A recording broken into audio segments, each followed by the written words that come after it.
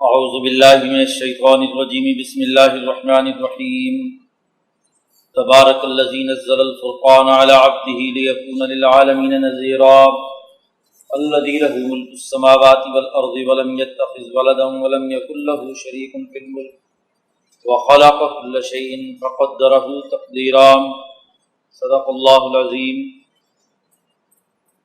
آج ہم نے 19واں پارہ سماعت کیا ہے اور سورۃ فرقان، شعراء اور نمل نصف اول آج سماعت کیا ہے۔ پہلی سورۃ الفرقان۔ سورۃ الفرقان کا بنیادی موضوع حق و باطل میں فرق و امتیاز کے اصول اور ضابطوں کا تعین۔ قرآن حکیم کے بارے میں یہ بات واضح کی گئی کہ یہ الفرقان یعنی یہ حق و باطل کے درمیان فرق و امتیاز کی وضاحت کرتا ہے۔ قرآن حکیم نے اس سورۃ مبارکہ میں عباد الرحمن اور عباد الشیطان دونوں کے بارے میں قرآن حکیم نے ان کے رویوں کی نشاندہی کی ہے کہ عباد الرحمن کون ہوتے ہیں، ان کے رویے اور اخلاق کیا ہیں، اور عباد الشیطان کے رویے کیا ہوتے ہیں۔ جو شیطان کی پیروی اور غلامی کرنے والے ہیں ان کی سزا کیا ہے، اور جو عباد الرحمن ہیں ان کے اثرات و نتائج کیا مرتب ہوں گے۔ قرآن حکیم نے آغاز کیا ہے تبارک الذی نزل الفرقان، بہت ہی برکت والی ہے وہ ذات اللہ تبارک و تعالیٰ کی جس نے یہ فرقان یعنی قرآن حکیم نازل کیا علی عبدہ اپنے بندے پر، نبی اکرم صلی اللہ علیہ وسلم پر یہ قرآن حکیم نازل کیا جو فرقان، جو فرق واضح کرتا ہے سچے اور جھوٹے میں، حق اور باطل میں، سچے اور جھوٹے لوگوں میں۔ یہ ہم نے فرقان کیوں نازل کیا ہے؟ قرآن کہتا ہے لیکون للعالمین نذیرا، تاکہ تمام جہان والوں کے لیے یہ ڈرانے والے بنے۔ جن میں یہ خرابیاں پائی جاتی ہیں، منفی سوچ پائی جاتی ہے، ان کے لیے یہ ڈرانے کا باعث ہے، اور جو اسے قبول کرنے والے ہیں ان کے لیے خوشخبری کا باعث۔ اس اللہ نے یہ کتاب نازل کی ہے کہ لہو ملک السماوات والارض، جو آسمانوں اور زمینوں کا حکمران، اس کا نہ تو کوئی بیٹا ہے اور نہ کوئی اس کا شریک اس شہنشاہی اور حکومت میں۔ وخلق کل شیء، اس نے ہر چیز کو پیدا کیا ہے، فقدرہ تقدیرا، اور ہر چیز کو ایک خاص اندازے کے مطابق وجود بخشا۔ قرآن حکیم نے تو سب سے پہلے یہاں کتاب مقدس کا تعارف کرایا ہے کہ یہ الفرقان۔ اس کے بعد قرآن حکیم نے سب سے پہلے شروع میں عباد الشیطان کے رویے بیان کیے کہ کون لوگ وہ ہیں جو شیطان کی پیروی کرتے ہیں اور اللہ تبارک و تعالیٰ اور اس کے احکامات کو قبول نہیں کرتے۔ قرآن کہتا ہے اتخذوا من دونہ آلہۃ لا یخلقون شیئا وہم یخلقون۔ عباد الشیطان کی پہلی خصوصیت یہ ہے کہ وہ اللہ کو چھوڑ کر انہوں نے ایسے خدا بنائے ہیں جنہوں نے نہ کوئی چیز پیدا کی بلکہ خود مخلوق، ولا یملکون لانفسہم ضرا ولا نفعا، ایسے خداؤں کو پوجتے ہیں جو نہ کسی نفع کے مالک ہیں نہ نقصان کے۔ ولا یملکون موتا ولا حیاتا ولا نشورا، نہ وہ موت کے مالک ہیں نہ زندگی کے، اور نہ ہی اٹھائے جانے کے۔ وقال الذین کفروا، دوسری بات قرآن نے بیان کی، ایک تو اللہ کے مقابلے پر شرک کرتے ہیں، اللہ کو چھوڑ کر خود ساختہ خدا بنائے ہوئے ہیں جو دراصل خود مخلوق، نفع نقصان ان کے دائرے سے خارج۔ دوسری بات قرآن نے بیان کی کہ وقال الذین کفروا ان ھذا الا افک افتراہ، یہ کافر لوگ یہ بھی کہتے ہیں کہ یہ کتاب مقدس ایک گھڑی ہوئی بات ہے جس کو رسول اللہ صلی اللہ علیہ وسلم نے خود گھڑ لیا، افتراء۔ وَأَعَانَهُ عَلَيْهِ قَوْمٌ آخَرُونَ، اور ایک اور قوم نے اس قرآن کو گھڑنے میں حضور کی مدد کی۔ قرآن کہتا فقد جاءوا ظلما وزورا، یہ بہت بڑا ظلم اور جھوٹ کی بات بیان کرتے ہیں۔ عباد الشیطان کا دوسرا رویہ یہ کہ وہ اللہ کے اس پیغام کو خود ساختہ اور گھڑا ہوا سمجھتے ہیں، ظلم اور جھوٹ کی بات پھیلاتے ہیں۔ اور جب یہ بات واضح ہو جاتی ہے کہ کتاب قرآن حکیم یہ کوئی گھڑی ہوئی چیز نہیں بلکہ یہ حقائق ہیں، عقل و شعور کا پیغام ہے، تو پھر ایک اور الزام لگاتے ہیں، قالوا اساطیر الاولین، یہ پہلے لوگوں کی قصے کہانیاں ہیں، اکتتبها فہی تملی علیہ بکرۃ واصیلا،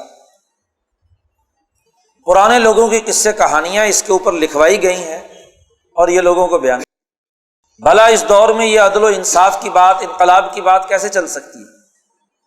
یہ تو پرانے زمانے کی باتیں تھیں، اس زمانے میں ایسا ہو سکتا ہے کہ ہو، تو یہ بات آج اس دور میں نہیں چل سکتی۔ تو شیطانی لوگ کتاب مقدس کے بارے میں اس طرح کی بات کرتے ہیں۔ پھر یہ بھی بات نہیں چلتی تو ایک تیسرا الزام لگایا، وقالوا، عباد الشیطان کا ایک اور رویہ بیان کیا کہ مالی حاضر رسول یاکل الطعام ویمشی فی الاسواق، کہتے ہیں کہ یہ عجیب رسول ہے، عام انسانوں کی طرح یہ بازار میں کام کاج کرتا ہے، محنت مزدوری کرتا ہے، خرید و فروخت کا کام کرتا ہے، یمشی فی الاسواق، بازاروں میں چلتا ہے، اپنا کام خود کرتا ہے اور کھانا بھی کھاتا ہے۔ عجیب بات ہے، ان کے خیال میں جو رسول ہو یا کوئی روحانی شخصیت ہو اسے نہ تو کھانا کھانا چاہیے اور اسے دوپٹہ اوڑھ کر ایک گوشے کے اندر بیٹھ جانا چاہیے، نہ وہ کوئی کام کاج کرے، نہ محنت مشقت کرے۔ ایسا آدمی کیا ہے؟ پہنچا ہوا شخص۔ آج کل بھی جو فرسودہ تصورات ہیں دین اور مذہب کے بارے میں کہ وہ آدمی دیندار ہے جس کا نہ بازار سے کوئی تعلق ہو، نہ محنت مشقت کرنے کی عادت ہو، مفت خورا ہو، نذرانے وصول کرتا ہو اور ایک کونے کھدرے میں بیٹھا ہوا دوپٹہ اوڑھ کر سوائے اللہ کی یاد کے اور کوئی کام نہ کرتا اور کھانا پینا بھی کچھ نہ کھائے۔ تو حضور صلی اللہ علیہ وسلم پر طنز کرتے ہیں کہ مالی حاضر رسول، یہ کیسے رسول ہے کہ یاکل الطعام، کھانا کھاتا ہے، یمشی فی الاسواق، بازاروں میں گھومتا پھرتا ہے۔ لولا انزل الیہ ملک فیکون معہ نذیرا، اگر یہ واقعی رسول ہوتا تو اس پر ایک فرشتہ نازل ہونا چاہیے تھا اس کے ساتھ، اور وہ آ کر کہتا ہے کہ دیکھو جی یہ رسول ہے، اس کی بات مانو۔ تو نہ ہم نے فرشتہ اترتے دیکھا، نہ فرشتے نے ایسی کوئی بات بیان کی، اور پھر رسول کا جو معیار ہے اس معیار کے مطابق بھی یہ پورا نہیں اترتے۔ اچھا چلو ہم ان کو رسول مان لیتے تو کم از کم اس کے پاس کوئی خزانہ ہونا چاہیے تھا، او یلقا الیہ کنز او تکون لہ جنۃ یاکل منہا۔ سرمایہ دار معاشرے کے اندر مال و دولت کو سجدہ اور سلام کرنے کے تصورات غالب ہوتے ہیں۔ کہتے ہیں ہم اس کو اپنا لیڈر کیسے مان لیں، رسول کیسے مان لیں؟ رسول ماننے تو تب کہ جب اس کے پاس کوئی بہت بڑا خزانہ ہو، مال ہو، یہ کوئی بڑا سرمایہ دار ہو، چلو ایمان لانے کا یہ تو فائدہ ہو کہ کوئی مال شال ملے گا، اور یا یہ نہیں تو کوئی جاگیردار ہو، تکون لہ جنۃ، اس کے پاس بہت بڑا باغ، کوئی جاگیر ہو، کہ یاکلوا منہا، جس سے یہ پھل ول کھلائے، کوئی ہمیں کھانے پینے کو کچھ دے، نہ یہ جاگیردار، نہ اس کے پاس مال و دولت اور خزانہ، نہ کوئی فرشتہ اترا جس نے آ کر کہا ہو کہ جناب یہ رسول ہے، اور پھر رسول کی طرح نہ تو یہ کسی کونے خدرے میں بیٹھا ہوا ہے، تو کوئی بھی تو روحانیت والی بات نہیں، یعنی دنیا داری کی کوئی بات ہے، تو ہم لیڈر کیسے مان لیں؟ قرآن حکیم کہتا ہے قال الظالمون ان تتبعون الا رجلا مسحورا، ظالم لوگ کہتے ہیں کہ اگر ہم رسول اللہ صلی اللہ علیہ وسلم کی اتباع کریں گے تو ایک جادو کیے ہوئے آدمی کی اتباع کریں گے، یعنی جس آدمی کے پاس نہ سرمایہ ہو، نہ دولت ہو، نہ جاگیر ہو، نہ فرشتے کی کوئی روحانی کرتب ہو، اس کو لیڈر ماننے کا مطلب ہے کسی جادو زدہ آدمی کو ماننا، کیونکہ اس کے دماغ میں کیا ہے، کوئی خلل آیا ہوا ہے کہ نہ وہ خزانہ بانٹ سکتا ہے، نہ کوئی جاگیر سے کوئی کھلا سکتا ہے، نہ کوئی فرشتہ اس کے قبضے میں ہے، تو ویسے ہی دعویٰ کر رہا ہے کہ جی میں رسول۔ قرآن کہتا ہے بڑے ظالم لوگ ہیں کہ رسول اللہ صلی اللہ علیہ وسلم کو کیا ہے، رجلا مسحورا کہتے ہیں۔ انظر، اللہ تبارک و تعالیٰ نے رسول اللہ صلی اللہ علیہ وسلم کو مخاطب ہو کر کہا کہ ذرا دیکھو تو صحیح، کیف ضربوا لک الامثال، آپ کے لیے یہ کیسی کیسی مثالیں نکال کر لاتے ہیں، آپ پر طنز کرنے کے لیے، آپ کو تنگ کرنے کے لیے کیسی کیسی مثالیں بیان کرتے ہیں آپ کے بارے میں۔ فضلوا، یہ گمراہ ہو گئے، فلا یستطیعون سبیلا، اب یہ کبھی بھی سیدھا راستہ نہیں حاصل کر سکتے۔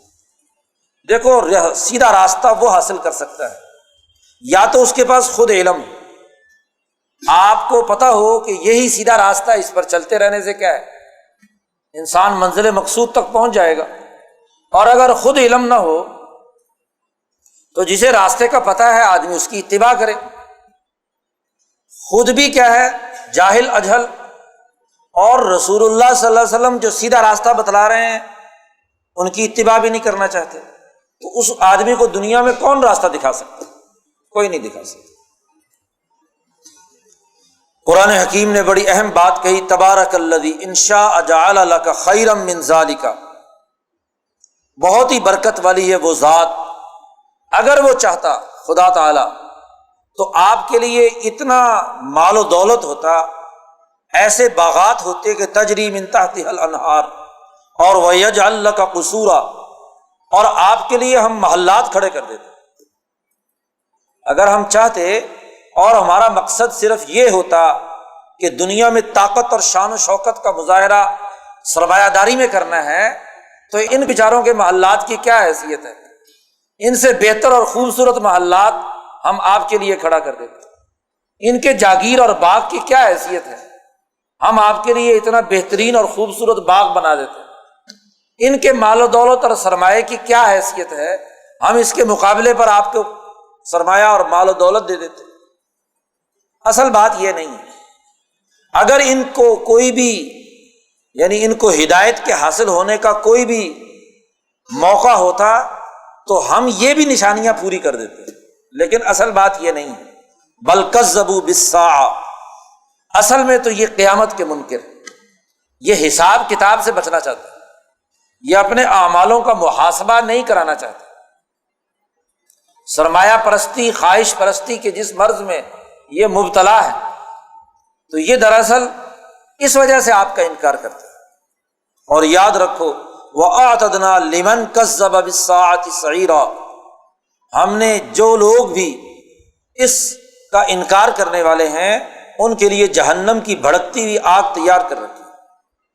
یاد رکھو اِذَا رَأَتْهُم مِّن مَّكَانٍ بَعِيدٍ، جب یہ اس جہنم کو دور سے دیکھیں گے تو سمعوا لها تغیظا وزفیرا، تو جہنم کا غصہ اور اس کی خوفناک آواز ان کے کانوں سے ٹکرائے گی۔ اور وَإِذَا أُلْقُوا مِنْهَا، اور جب یہ اس جہنم میں ڈال دیے جائیں گے تو ضيقا مقرنین، جکڑ کر اور ان کے لیے تنگی پیدا کرتے ہوئے اٹھا کر ان کو اس میں ڈال دیا جائے گا، تو دعوا هنالک ثبورا، یہ وہاں موت مانگیں گے کہ اے اللہ ہمیں موت ہی دے دے، ہم کہیں گے لا تدعوا اليوم ثبورا، آج ایک موت مت مانگو، وادعوا ثبورا کثیرا، کافی ساری موتیں مانگو۔ اب موت نہیں آنے کی، ایک موت سے اب تمہارا کچھ نہیں بنے گا۔ قل، آپ ان سے کہہ دیجئے، اذالک خیر ام جنت الخلد التی وعد المتقون، یہ حالت تمہاری آج جو ہے یہ بہتر ہے یا وہ جو متقی لوگوں کے لیے جنت اور باغ اور ترقی اور کامیابی ہے وہ بہتر ہے؟ قرآن حکیم کہتا ہے کانوا قوما بورا، یہ ہلاک ہونے والی قوم ہے، تباہ و برباد ہونے والی قوم ہے۔ بل کذبوکم بما تقولون فما تستطيعون صرفا ولا نصرا ومن يظلم منکم نذقه عذابا کبیرا، جو بھی تم میں سے ظالم ہوگا اس کے لیے ہم نے بڑا دردناک عذاب تیار کر رکھا۔ اور باقی رہی یہ بات کہ آپ پر یہ الزام لگاتے ہیں کہ آپ بازار میں چلتے ہیں، کھانا کھاتے ہیں، تو قرآن نے ایک اور حقیقت منکشف کر دی۔ قرآن کہتا وما ارسلنا قبلک من المرسلین، آپ سے پہلے جتنے بھی رسول آدم سے لے کر عیسیٰ علیہ السلام تک آئے ہیں، تمام کے تمام انبیاء لیأکلون الطعام، کھانا بھی کھاتے تھے، اور ویمشون فی الاسواق، خرید و فروخت اور محنت مزدوری کے لیے بازار بھی جاتے تھے۔ حدیث پاک میں آتا ہے، بخاری میں حدیث ہے، نبی اکرم صلی اللہ علیہ وسلم نے فرمایا کہ سب سے بہتر اور رزق حلال وہ ہے جو اپنے ہاتھ سے محنت مزدوری کر کے کمایا جائے، اور پھر فرمایا کہ کوئی نبی ایسا نہیں جس نے محنت مزدوری کر کے اپنا رزق حاصل نہ کیا۔ تو صحابہ نے حضور سے پوچھا کہ کیا آپ نے بھی محنت مزدوری کی ہے؟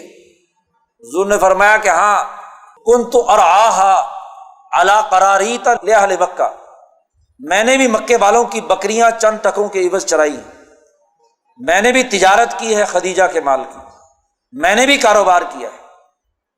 یہ تصور کہ جو روحانی شخصیت یا دین کا نمائندہ ہے اسے دنیا میں کوئی کام کاج نہیں کرنا، وہ مفت خورا ہو، ایسا کوئی تصور دین میں نہیں ہے۔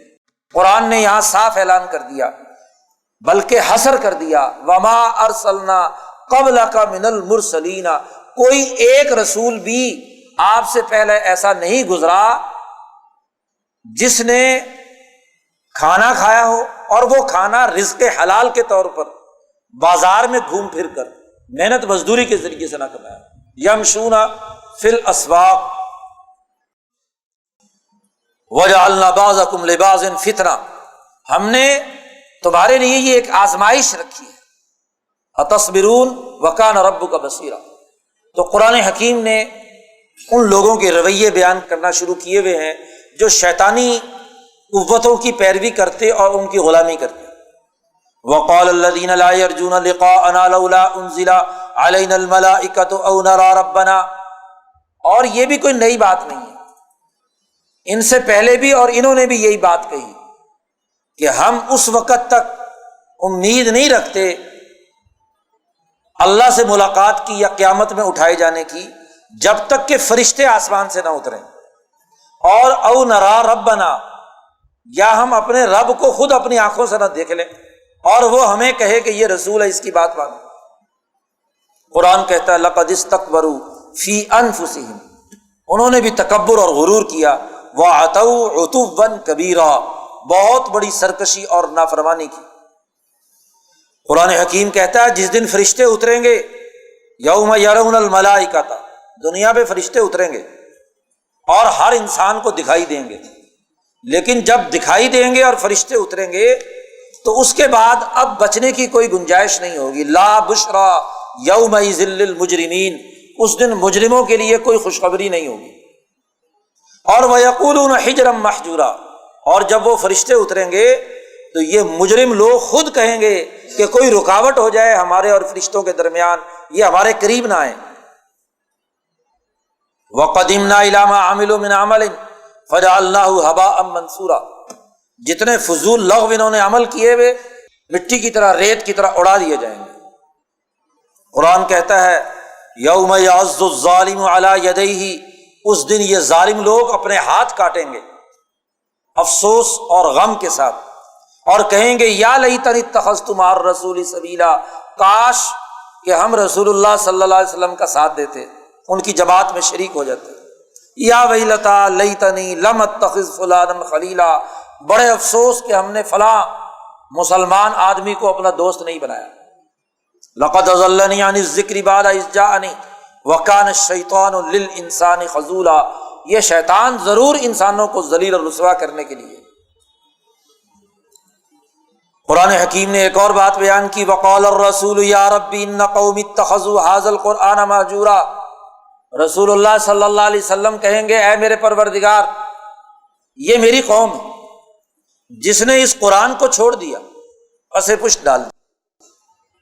قرآن کہتا وَكَذَلِكَ جَعَلْنَا لِكُلِّ نَبِيٍّ عَدُوًّا مِّنَ الْمُجْرِمِينَ، ہم نے ہر نبی کے دشمن کچھ مجرم لوگوں کو بنایا۔ وَكَفَىٰ بِرَبِّكَ هَادِيًا وَنَصِيرًا، تیرا رب کافی ہے ہدایت دینے کے لیے اور آپ کی مدد کرنے کے لیے دشمنوں کے مقابلے پر۔ قرآن حکیم نے ایک اور بات بھی ان کی بیان کی، عباد الشیطان کی۔ وقال الذین کفروا لولا نزل علیہ القرآن جملۃ واحدہ، یہ کافر لوگ کہتے ہیں کہ یہ قرآن تھوڑا تھوڑا کیوں اتر رہا ہے، کبھی ایک آیت اترتی ہے، کبھی ایک سورت اترتی ہے، کچھ تھوڑا سا حصہ اترتا ہے۔ اگر یہ اللہ کی کتاب ہے تو یہ تحریر شدہ اکٹھی اوپر سے ایک ہی وقت میں کیوں نیچے نہیں آ جاتی؟ لولا نزل ھذا القرآن جملۃ واحدۃ، ایک ہی لمحے میں ایک ہی وقت میں تحریر شدہ کتاب اللہ میاں لکھ کے دے دے کہ لو پڑھو عمل کرو۔ قرآن کہتا ہے کذالک، ہم نے یہ کتاب آہستہ آہستہ اس لیے اتاری ہے لنثبت بہ فؤادک ورتلناہ ترتیلا، تاکہ اس قرآن کے ذریعے سے آپ کے دل کے اندر اس کو راسخ کر دے، آپ کے دل کے اندر اعتماد پیدا ہو، اور ورتلناہ ترتیلا، اور ہم اس کو ایک ترتیل کے ساتھ ٹھہر ٹھہر کر اس کو سمجھنے اور سننے کا موقع فراہم۔ ایک ہی دم پوری کتاب پڑھ تو نہیں سکتے، پڑھنا تو تھوڑا تھوڑا ہے، اور جتنا تھوڑا تھوڑا پڑھ کر سمجھا جائے اور دل و دماغ پر وہ اثر انداز ہو، وہی کافی ہوتا ہے، وہی طریقہ درست ہوتا ہے۔ قرآن حکیم نے یہاں ان عباد الشیطان کے رویے بیان کرنے کے بعد تاریخ سے استدلال کیا ہے، اور حضرت موسیٰ اور ہارون کا ذکر کیا۔ وَلَقَدْ آتَيْنَا مُوسَى الْكِتَابَ وَجَعَلْنَا مَعَهُ أَخَاهُ هَارُونَ وَزِيرًا، ہم نے موسیٰ علیہ السلام کو بھی تورات دی تھی، ان کے بھائی ہارون کو ان کا وزیر بنایا تھا، ان کو بھی ظالموں کی طرف بھیجا تھا، لیکن انہوں نے انکار کیا تو دمرناہم تدمیرا، ہم نے مٹا کر انہیں تباہ و برباد کر دیا۔ وقوم نوح، قوم نوح کی طرف بھی ہم نے رسولوں کو بھیجا تھا، ان کو بھی ہم نے غرق کیا۔ وَأَعْتَدْنَا لِلظَّالِمِينَ عَذَابًا أَلِيمًا، اور ہم نے ظالموں کے لیے دردناک عذاب تیار کر رکھا۔ قوم عاد، قوم سمود، اصحاب الرس اور بہت ساری قومیں تھیں۔ کُلًّا ضَرَبْنَا لَهُ الْأَمْثَالَ وَكُلًّا تَبَّرْنَا تَتْبِيرًا، ہم نے تمام کو تباہ و برباد کیا۔ قرآن حکیم نے ان تمام کا تذکرہ کر کے کہا أَرَأَيْتَ مَنِ اتَّخَذَ إِلَٰهَهُ هَوَاهُ، کیا آپ نے دیکھا اس آدمی کو جس نے اپنی خواہش کو اپنا خدا بنا لیا؟ اصل میں یہ بتوں کو نہیں پوج رہے، یہ تو اپنی خواہش کو پوجتے ہیں، جو ان کی خواہشات سرمایہ پرستی ہے، دولت کی حوث ہے، جاہ پرستی کے مرض میں مبتلا ہے۔ یہ تو انہیں بھی پتا ہے کہ یہ پتھر کا بت نہ حرکت کر سکتا، نہ نفع نقصان کی کوئی بات ہمیں پہنچا سکتا، تو بت کے نام پر یہ نذرانے کھانا چاہتے ہیں، اس کے نام پر یہ اپنے مفادات کا تحفظ کرنا چاہتے ہیں، تو انہوں نے اپنی خواہش کو اپنا خدا بنا لیا۔ افا انت تکون علیہ وکیلا، کہ ضرور ان کو ایمان سکھانا ہے، یہ نہیں سیکھتے تو چھوڑیں۔ ام تحسب ان اکثرهم یسمعون او یعقلون، کیا آپ کا خیال ہے اے محمد صلی اللہ علیہ وسلم کہ ان کی اکثریت سنتی بھی ہے اور سمجھتی بھی ہے؟ نہیں، انہم الا کالانعام، یہ تو جانوروں کی طرح ہے، ان کی سمجھ اور عقل سلب ہو چکی، بلکہ قرآن کہتا ہے بل ہم اضل سبیلا، بلکہ یہ ان سے بھی زیادہ گئے گزرے۔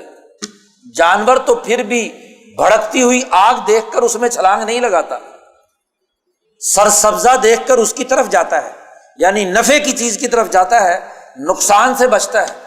اور یہ جانوروں سے بھی گئے گزرے ہیں کہ یہ اپنی فائدے اور کامیابی کی بات کو نہ تو سنتے ہیں نہ سمجھتے ہیں۔ قرآن حکیم نے اس پر پھر دلائل دیے ہیں، کائنات کے جتنے بھی مختلف چیزیں اللہ نے پیدا کی ہیں، دن رات، ہوائیں وغیرہ وغیرہ، ان کا تذکرہ کیا ہے۔ اور پھر نبی اکرم صلی اللہ علیہ وسلم سے کہا ہے فلا تطع الکافرین، آپ ایسے ظالموں اور کافروں کی اطاعت مت کریں، وجاہدہم بہ جہادا کبیرا، اور ان کے خلاف بڑا جہاد کریں، ان کے مقابلے پر جد و جہد اور کوشش کریں۔ تو قرآن حکیم نے یہاں واضح کر دیا کہ انبیاء علیہم السلام دراصل دشمن اور ظالم قوتوں کے مقابلے پر جد و جہد، کوشش اور مزاحمت کے لیے آتے ہیں۔ اور اس بات کا بھی کہہ دیجیے آپ کہ قل ما اسألکم علیہ من اجر، میں تم سے کسی اجر کا معاوضہ یا مالی مفاد کا کوئی سوال نہیں کرتا۔ اور پھر نبی اکرم صلی اللہ علیہ وسلم سے یہ بھی کہہ دیا گیا وتوکل علی الحی الذی لا یموت وسبح بحمدہ، اس اللہ پر توکل کیجئے جو ہمیشہ ہمیشہ ہے، اس پر کبھی کوئی موت آنے والی نہیں، اور اسی کی حمد و تسبیح بیان کیجیے۔ قرآن حکیم نے شروع میں یہ عباد الشیطان کے رویوں کی نشاندہی کی ہے، اور اس سورت کے آخر میں عباد الرحمن کے رویے بیان کیے کہ جو اللہ کے بندے ہیں، رحمان کے بندے ہیں، جو قرآن حکیم کی تعلیمات سے وابستہ لوگ ہیں، ان کے رویے کیا ہیں۔ قرآن کہتا ہے وعباد الرحمن الذین یمشون علی الارض ہونا واذا خاطبہم الجاہلون قالوا سلاما، رحمان کے بندے وہ ہیں جو زمین پر جب چلتے ہیں تو وقار کے ساتھ چلتے ہیں، ہونن تواضع، وقار، سماحت نفس کے ساتھ۔ چلنے کے دو انداز، ایک متکبرانہ گردن اکڑ کے، قرآن نے پیچھے منع کیا کہ لا تمشی فی الارض مرحا، گردن اکڑ کر مت چلو، تم نہ تو پہاڑ کے برابر ہو سکتے اور نہ زمین پھاڑ سکتے، اور نہ ہی وہ حالت چلنے کی جو ذلت اور رسوائی کی ہے، ایسی گردن جھکا کر جیسے غلام چلتے ہیں، اس سے بھی منع کر دیا گیا۔ ہونن متواضع، وقار، انسانی شرافت اور وقار کا پیکر بن کر انسان کو چلنا چاہیے۔ حضور اقدس صلی اللہ علیہ وسلم کا جو چلنے کا انداز تھا وہ انتہائی متواضع اور باوقار حیثیت میں آپ چلتے تھے، اور چلنا نہ تو بالکل ہی متکبرین کی طرح اکڑ کر اور بہت کونیاں مار کر ادھر ادھر دھکے دیتے ہوئے بڑھتے جا رہے ہیں، اور نہ ہی ایسی پستی کے ساتھ، آہستگی کے ساتھ مٹک مٹک کر بہت ہی دھیمے، اور جناب والا جیسے عورتیں چلتی ہیں بیچاری کسی مجبوری کی وجہ سے، تو ایسے بھی نہیں، درمیانی حالت، تیز چلنا۔ حضور صلی اللہ علیہ وسلم کا جو چلنے کا انداز تھا، ایک تو تیز چلتے تھے، ہمیشہ اپنے پاؤں کے اگلے پنجوں کے بل چلتے تھے، ایڑی یعنی پیچھے سے ایڑی اٹھی ہوئی اور آگے پنجوں پر آپ کا بوجھ ہوتا تھا، اور تیزی کے ساتھ چلتے تھے، پھرتیلے حیثیت میں اور باوقار انداز میں۔ تو قرآن نے اس کو تعبیر کیا، عباد الرحمن کی پہلی خصوصیت یہ ہے کہ زمین پر نہ تو متکبرانہ انداز میں چلتے ہیں، نہ ذلت اور غلامی کے انداز میں چلتے ہیں، بلکہ باوقار انداز میں زمین پر چلتے ہیں۔ الذین یمشون علی الارض ہونا۔ اور پھر ایک اور خصوصیت قرآن نے بیان کی کہ وَإِذَا خَاطَبَهُمُ الْجَاهِلُونَ، اگر بے وقوف اور جاہلوں سے کہیں پالا پڑ جائے تو کہتے ہیں قالوا سلاما، بھائی تم اپنی جگہ پہ راضی، ہم اپنی جگہ پہ، تمہیں ساتھ سلام۔ یعنی جاہلوں اور بے وقوفوں سے انسان کو نہیں الجھنا چاہیے، ان سے بلا وجہ کی بحث مباحثہ یا بات چیت کے ضرور اس جاہل احمق کو آپ نے ضرور سمجھا کر چھوڑنا ہے۔ تو ہر ایک آدمی کو بلا وجہ اس کے اوپر علم و فکر جھاڑنے کی ضرورت نہیں ہے۔ جو سمجھنا چاہتا ہے، طلب رکھتا ہے، عقل و شعور رکھتا ہے، بات سمجھنا چاہتا ہے، اس کو بات سمجھائی جائے۔ اور کوئی جاہل بلا وجہ الجھنا چاہتا ہے آپ سے تو اسے کہے بھائی تم اپنے گھر راضی، ساتھ سلام، اور میں اپنے گھر راضی، سلام۔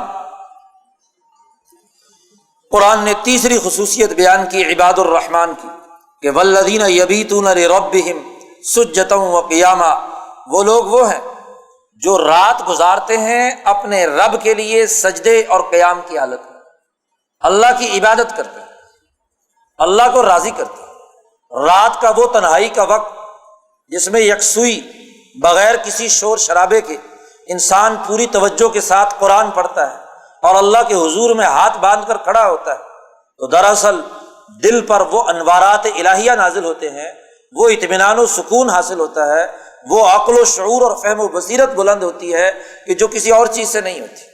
تو قرآن نے عباد الرحمن کی خصوصیت بیان کی کہ یبیتون لربہم سجدا و قیاما، سجدے کی حالت میں بھی اور قیام کی حالت میں، اور وہ یہ دعا بھی مانگتے ہیں والذین یقولون ربنا اصرف عنا عذاب جہنم، وہ لوگ یہ دعا پڑھتے ہیں اے ہمارے پروردگار ہم سے جہنم کا عذاب دور کر دے، دنیا کی جہنم ہو یا آخرت کی جہنم، جو عذاب اور مشکلات انسانیت کے لیے ہیں تو انسانیت کی فلاح و بہبود کی دعا مانگتے ہیں۔ عنا پورے اجتماع کو شامل کیا ہے، ہم سب کو جہنم کی آگ سے بچا دے۔ ان عذابھا کان غراما، اس کا عذاب بڑی تباہی لانے والا ہے۔ انہا ساءت مستقرا و مقاما، اور یہ جہنم کا بہت ہی برا ٹھکانہ اور مقام۔ قرآن نے عباد الرحمن کی ایک اور خصوصیت بیان کی، والذین اذا انفقوا، عباد الرحمن وہ ہیں کہ جب وہ مال خرچ کرتے ہیں تو لم یسرفوا ولم یقتروا وکان بین ذلک قواما، نہ وہ اسراف کرتے ہیں کہ ضرورت سے زائد خرچ کریں، اور ولم یقتروا، اور نہ ہی بخل سے کام لیتے ہیں کہ ضرورت سے کم خرچ کریں، بلکہ وکان بین ذلک قواما، بلکہ ان دونوں کے درمیان میانہ روی کا معاملہ کرتے ہیں۔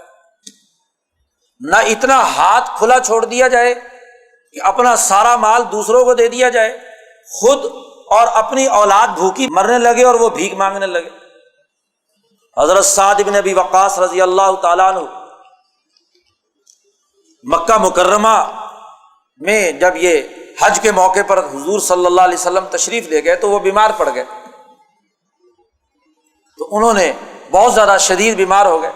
حضور اقدس صلی اللہ علیہ وسلم ان کی عیادت کے لیے گئے، پوچھنے کے لیے گئے کہ کیا حال ہے، تو سعد بڑی تکلیف کی حالت میں تھے۔ انہوں نے حضور سے عرض کیا کہ مجھے امید نہیں ہے کہ میں بچوں گا، تو میں اپنا سارا مال جو ہے وہ اللہ کے راستے میں دینا چاہتا ہوں، جو مجھے اب تک مال میرے پاس ہے، مال غنیمت میں سے جو بھی کچھ ملا وہ سب کا سب میں اللہ کے راستے میں دینا چاہتا ہوں۔ حضور نے فرمایا نہیں، ایسا نہیں کروں۔ سعد نے کہا کہ چلو اچھا ایسے ہے کہ آدھا مال دے دیتا ہوں۔ حضور نے فرمایا کہ نہیں، آدھا مال بھی نہیں۔ انہوں نے کہا چلو 1/3 حصہ میں مال اللہ کے راستے میں دے دوں۔ حضور نے فرمایا یہ ٹھیک ہے، اور پھر ایک بڑی اہم جملہ ارشاد فرمایا۔ حضور نے فرمایا دیکھو کہ اگر تم اپنے ورثاء کو مالدار چھوڑ کر جاؤ یہ زیادہ بہتر ہے اس بات سے کہ تم ان کو بھوکا ننگا چھوڑ کر جاؤ اور وہ لوگوں کے سامنے ہاتھ پھیلاتے پھرے۔ تمہارا سب سے پہلے تمہارے مال پر تمہارے ورثاء کا، تمہاری اولاد کا، تمہارے رشتہ داروں کا حق، ان کو بھوکا مار کر ان کا مال اللہ کے راستے پر خرچ کرنے کے نام پر بانٹ دینا یہ احمقانہ بات، یہ نہیں کرو۔ انک ان تذر ورثتک اغنیاء خیر من ان یتکففون عالۃ، بہتر ہے اس بات سے کہ تمہارے ورثاء لوگوں کے سامنے ہاتھ پھیلاتے پھرے۔ تو حضور نے میانہ روی کا حکم دیا کہ مال خرچ کرنے میں بھی اس طرح مت خرچ کرو کہ جناب قرضہ بھی لے لیا، سب کچھ لے لیا، بیوی کی چیزیں بھی بیچ دی، خود اللہ کے راستے میں نکل گئے، بچے پیچھے بھیک مانگ رہے، ان کے لیے نہ کھانے کو، نہ پینے کو، نہ لینا نہ دینا۔ انتہا پسند قسم کے لوگ جو ہیں قرضے پہ قرضہ سر پہ چڑھا لیا، خود اللہ کے نام پر نکل پڑے۔ تو سب سے پہلا فرض تو تمہیں بیوی بچوں کے حقوق ادا کرنے کا ہے، اللہ کا نام تو بعد کی بات ہے، بلکہ حضور صلی اللہ علیہ وسلم نے تو ارشاد فرمایا کہ انسان جو بھی خرچ کرتا ہے وہ دراصل صدقہ ہے، وہ دراصل صدقہ ہے۔ تو حتیٰ کہ حضور نے فرمایا کہ اگر بیوی کو بھی دیتا ہے تو وہ بھی صدقہ ہے، بچوں کو بھی دیتا ہے۔ تو لوگوں نے کہا کہ بیوی بچوں کو تو انسان اپنی خواہش کی بنیاد پر دیتا ہے، تو حضور نے فرمایا کہ ان کا خرچہ اس پر واجب ہے، اور ان کا خرچے واجب کو ادا کرنا یہ بھی تو صدقہ ہے۔ تو والذین اذا انفقوا، جب وہ مال خرچ کرتے ہیں تو نہ تو اسراف کرتے ہیں کہ فضول سارا کا سارا مال اڑا دیں، اور نہ ہی ولم یقتروا، نہ ہی بخل سے کام لیتے ہیں، بلکہ وکان بین ذالک قواما، بلکہ اس کے درمیان کی میانہ روی حالت ہوتی ہے۔ قرآن نے کہا عباد الرحمن وہ ہے، ایک اور رویہ والذین لا یدعون مع اللہ الہا آخر، وہ اللہ کے ساتھ کسی کو بھی شریک نہیں کرتے، کسی اور خدا کو نہیں پکارتے۔ قرآن نے یہاں جو عباد الرحمن کی ترتیب بیان کی ہے، یہاں توحید کا تذکرہ 6 7ویں اصول پر جا کر بیان کیا، پہلے دوسرے رویے بیان کیے، اور پھر ایک اور رویہ بیان کیا، ایک اور اصول، ولا یقتلون النفس التی حرم اللہ الا بالحق۔ عباد الرحمن وہ ہیں جو کسی انسان کو ناحق قتل نہیں کرتے، قتل انسانیت کا ارتکاب نہ خود کرتے ہیں اور نہ ہی قاتل نظام یا قتل و غارت گری پیدا کرنے والوں کی حمایت کرتے ہیں الا بالحق۔ ہاں اگر عدالت کے ذریعے سے، سسٹم کے ذریعے سے کوئی قاتل ڈکلیئر ہو گیا تو ٹھیک ہے، اس قاتل کو سزا باقاعدہ حکومت قصاص کے طور پر دے تو وہ ٹھیک ہے، لیکن کوئی آدمی اپنے ہاتھ میں قانون لے کر انسانوں کو قتل کرنے لگ جائے۔ یہاں عجیب بات ہے کہ مسلمان کو قتل پڑ رہا ہے، چھری پھیرنے والا بھی اللہ اکبر کہہ رہا ہے، اور جس کی گردن پہ چھری پھیری جا رہی ہے وہ بھی اللہ اکبر کہہ رہا ہے، اس کی بھی داڑھی ہے، اس کی بھی داڑھی ہے، وہ بھی مسلمان ہے، وہ بھی مسلمان ہے، وہ بھی کلمہ پڑھ رہا ہے، وہ بھی کلمہ پڑھ رہا ہے۔ یہ کیسا اسلام؟ یہاں تو قرآن نے کہا ولا یقتلون النفس التی حرم اللہ الا بالحق، اور پھر ایک اور رویہ عباد الرحمن کا بیان کیا کہ ولا یزنون، وہ زنا بھی نہیں کرتے، زنا کے قریب بھی نہیں پھٹتے، ومن یفعل ذلک یلقى اثاما، اور جو اس کے قریب بھی گیا تو وہ بہت بڑا گناہ اور جرم اس نے اٹھایا، یضاعف لہ العذاب یوم القیامہ، قیامت کے دن اس پر ڈبل عذاب، اور ہمیشہ ہمیشہ وہ ذلت کے اندر رہے۔ قرآن حکیم نے ایک اور بات بیان کی عباد الرحمن کے لیے کہ والذین لا یشہدون الزور، وہ لوگ وہ ہیں جو کبھی جھوٹ کے قریب بھی نہیں پھٹکتے، جھوٹی گواہی نہیں دیتے، نہ جھوٹ کے نظام کو قبول کرتے، خود بھی جھوٹ نہیں بولتے اور جھوٹ کو قبول بھی نہیں کرتے۔ ہمارے معاشرے میں جھوٹ بولنے کو تو برا سمجھا جاتا ہے، لیکن جھوٹ کے نظام، جھوٹ کے ماحول کو قبول کرنے کو برا نہیں سمجھا جاتا۔ قرآن نے کہا لا یشہدون الزور، کہ جھوٹ کی مجلس، جھوٹ کے ماحول، جھوٹ کے نظام میں وہ حاضر بھی نہیں ہوتے۔ اور وَإِذَا مَرُّوا بِاللَّغْوِ، قرآن کہتا ہے ان کا حالت یہ ہے کہ جب کسی فضول اور لغو ماحول کے پاس سے بھی گزریں تو مروا کراما، تو بڑے وقار کے ساتھ، عزت و احترام کے ساتھ اس کو نظر انداز کرتے ہوئے گزر جاتے ہیں۔ یہ نہیں کہ جہاں بھی تماشا لگا ہوا دیکھا وہیں اس مجمع میں کھڑا ہو گیا دیکھنے کے لیے کہ کیا تماشا ہو رہا ہے، چاہے 2 گھنٹے کھڑا ہو جائے، تیزی سے موٹر سائیکل چلائے گا، تیزی سے سائیکل بھاگتا ہوا جا رہا ہے، آگے کوئی تماش بین کھڑا ہوا ہے تو وہاں کھڑا ہوا 2 گھنٹے ضائع کر دیے، پیچھے چاہے کسی کو کونیاں مار کے آ رہا ہے، یہ احمقانہ بات۔ تو قرآن نے صاف کہا کہ والذین لا یشہدون الزور، اور وَإِذَا مَرُّوا بِاللَّغْوِ مَرُّوا کِرَامًا، تو لغو اور فضول کام سے جب گزرتے ہیں تو کرامہ، معزز لوگوں، بیچور لوگوں کی طرح اس کو نظر انداز کر کے گزر جاتے ہیں۔ اور ایک اور بات قرآن نے بیان کی، عباد الرحمن کی ایک اور خصوصیت، والذین اذا ذکروا بآیات ربہم، انہیں جب اپنے رب کی آیات پڑھ کر نصیحت کی جائے تو قرآن نے بڑی اہم بات کہی، لم یخروا علیہا صما وعمیانا، وہ اس کے اوپر اندھے بہرے ہو کر نہیں گر پڑتے۔ کیا مطلب؟ چاہے قرآن پڑھ کے بھی سنایا جائے، اس قرآن حکیم پر عقل و شعور اور فہم و بصیرت کے ساتھ غور کرتے ہیں، یہ نہیں کہ قرآن کی آیت پڑھ کر جو چاہے گمراہ کر کے چلا جائے۔ قرآن نے کہا عباد الرحمن اگر ان کے سامنے اپنے رب کی آیات بھی پڑھ کر سنائی جائیں، ذکروا بآیات ربہم لم یخروا علیہا صما وعمیانا، وہ اس پر اندھے بہرے ہو کر نہیں گر پڑتے، بلکہ عقل و شعور، فہم و بصیرت کے ساتھ اس کو سمجھتے ہیں، قرآن کے پیغام کو بھی سمجھتے ہیں۔ قرآن نے واضح طور پر کہا لم یخروا علیہا صما وعمیانا، بلکہ عقل و شعور، فہم و بصیرت کے ساتھ آیت کا اصل مفہوم کیا ہے، وہ کہنا کیا چاہتی ہے، اس کا مقصد اور ہدف کیا ہے، اور پھر اس عقل و شعور کی بنیاد پر اس کی پیروی اسی تناظر میں کہتے ہیں جو آیت کا مطلوب ہے، نہ یہ کہ کلمۃ حق ارید بہ الباطل، کہ بات تو سچی ہو لیکن مقاصد جھوٹے ہوں، مقاصد شیطانی ہوں، مکر و فریب کے ہوں، سوسائٹی کو غلام بنانے کے ہوں، یرغمال بنانے کے ہوں۔ قرآن حکیم نے ایک اور رویہ عباد الرحمن کا بیان کیا، والذین یقولون ربنا ھب لنا من ازواجنا وذریاتنا قرۃ اعین وجعلنا للمتقین اماما۔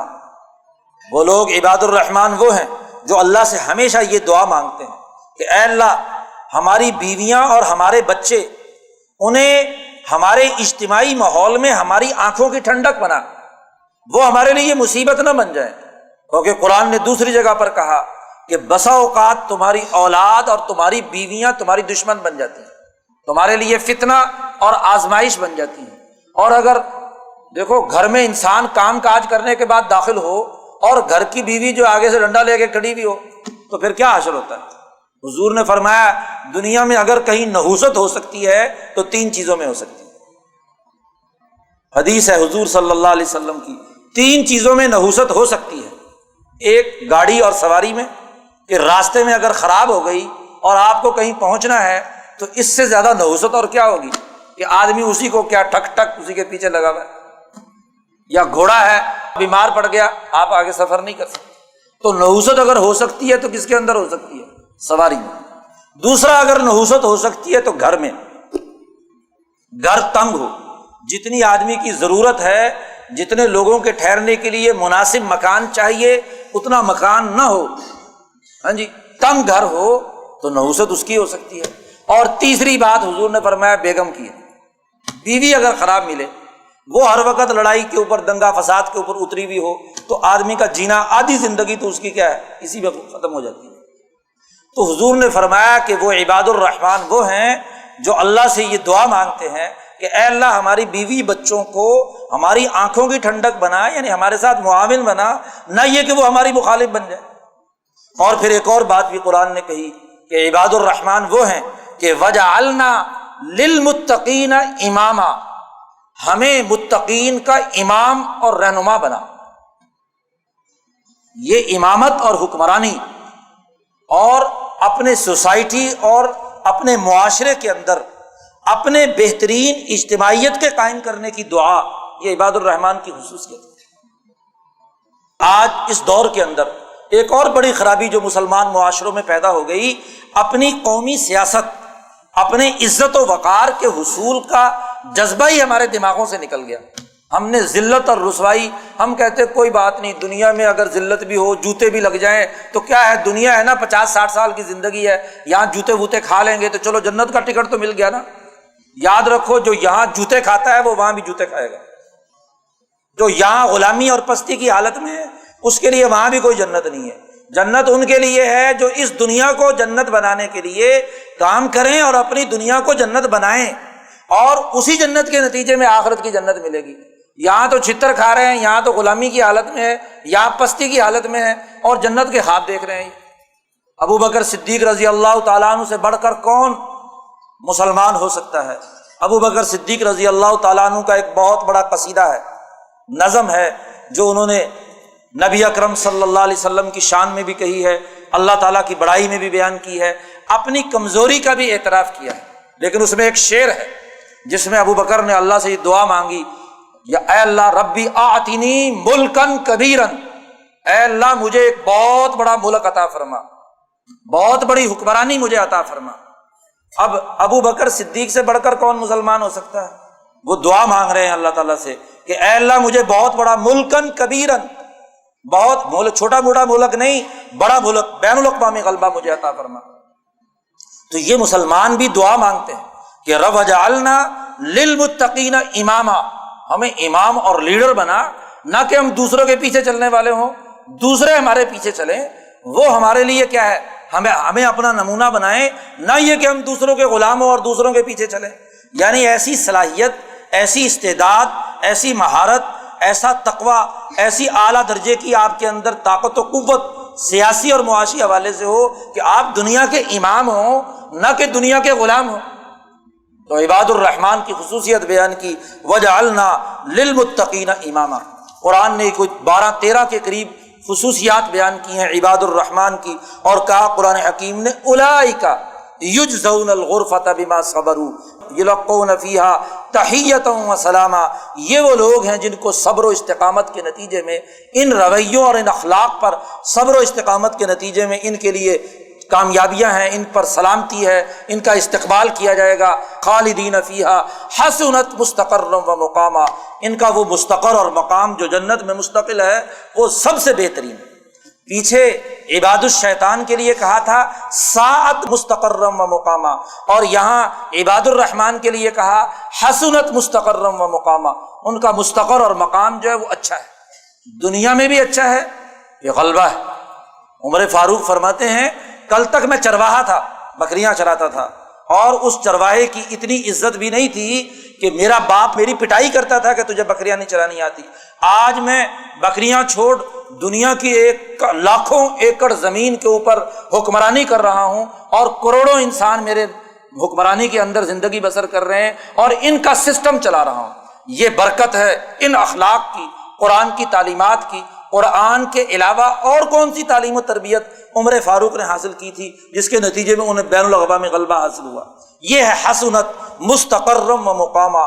یہ وہ مقام اور وہ مستقر ہے جو ابوبکر، عمر، عثمان، علی اور اولو العزم صحابہ کرام اور ان کے حکومتی اس نظام کے ذریعے سے ان میں پیدا ہوا۔ تو قرآن نے کہا کہ یہ فرق و امتیاز پیدا کرنے والی کتاب ہے جو عباد الرحمن اور عباد الشیطان کے درمیان فرق و امتیاز اور عقل و شعور پیدا کرنے، ان کے دونوں کے رویوں میں امتیاز پیدا کرنے کی صلاحیت پیدا کرتی ہے۔ اگلی سورت سورۃ الشعراء، یہ مکی سورت ہے، اور یہاں سے سورتوں کا جو تسلسل شروع ہو رہا ہے اس میں یہ 3 صورتیں مسلسل آ رہی ہیں۔ ان تینوں صورتوں کا آغاز طا، سین، میم حروف مقطعات سے ہوتا ہے۔ درمیان میں صورت ہے وہ صرف طا سین سے، اور یہ اول و آخر طا سین میم، اس لیے ان صورتوں کو طواسیم ثلاثہ کہا جاتا ہے۔ یعنی ایسی 3 صورتیں جن کے اسماء میں طا سین میم حروف مقطعات آتے ہیں۔ امام شاہ ولی اللہ فرماتے ہیں کہ طا ہمیشہ انبیاء علیہم السلام کے اولو العزم اور بلند مقامات کے اوپر دلالت کرتا ہے۔ سین ان مقامات کے انسانی تاریخ میں سرایت کر جانے پر دلالت کرتا ہے، اور میم جیسا کہ پہلے بھی گزرا اس مادی دنیا کے نظاموں کو توڑ کر اپنا نظام قائم کرنے پر عبارت ہے۔ یعنی ان صورتوں میں ایسے انبیاء کے وہ بلند مرتبت مقامات بیان کیے گئے ہیں جنہوں نے انسانی سوسائٹی کے فرسودہ نظاموں کو توڑ کر اس انسانی تاریخ پر اتنے گہرے اثرات مرتب کیے ہیں کہ وہ پوری تاریخ انسانی میں سرایت کر گئے۔ طا سین میم، تلک آیات الکتاب المبین، یہ ایک ایسی کتاب کی آیات ہیں جو بڑی واضح اور دو ٹوک بات بیان کرتی ہیں۔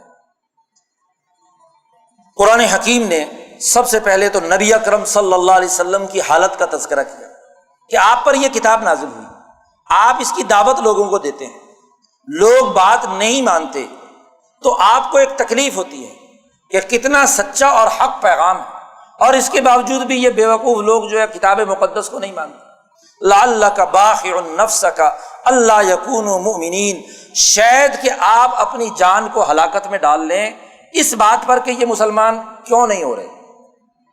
تو آپ کو اتنا غم، کیونکہ حضور شفیق ہے، انسانوں کے اوپر محبت اور شفقت آپ کی بہت زیادہ ہے، وہ دیکھتے ہیں کہ یہ کیسے لوگ ہیں کہ میں ان کو جہنم سے نکالنے کی دعوت دے رہا ہوں اور یہ دوبارہ دوڑ کر جہنم کی طرف جا رہے ہیں۔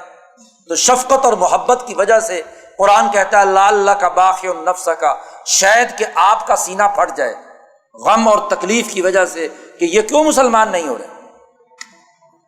قرآن کہتا ہے ان نشأ ننزل علیہم من السماء آیۃ فظلت اعناقهم لها خاضعین وما یأتیہم من ذکر من الرحمن محدث الا كانوا عنہ معرضین۔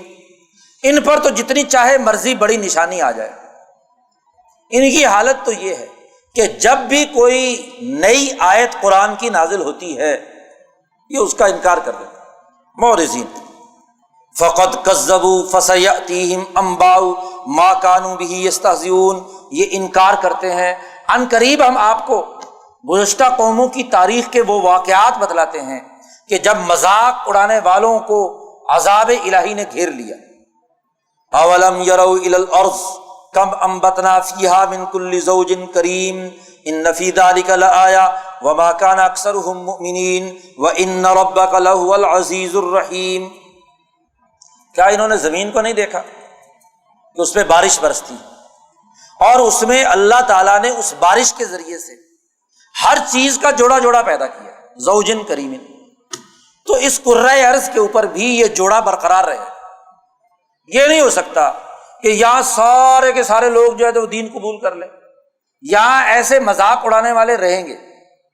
یہ زمین کی استعداد ہے اور اس استعداد کے مطابق یہ خراب لوگ رہیں گے اور ان کا اور حق کا ٹکراؤ ہوتا رہے گا، اور اللہ کے ان دو وصفوں کا اظہار بھی ہوتا رہے گا کہ ان ربک لہو العزیز الرحیم، تیرا رب طاقتور اور زبردست ہے ظالموں اور کافروں کے لیے، اور الرحیم ہے مسلمانوں اور قرآن حکیم کو ماننے والوں، عدل و انصاف کو غالب کرنے والوں۔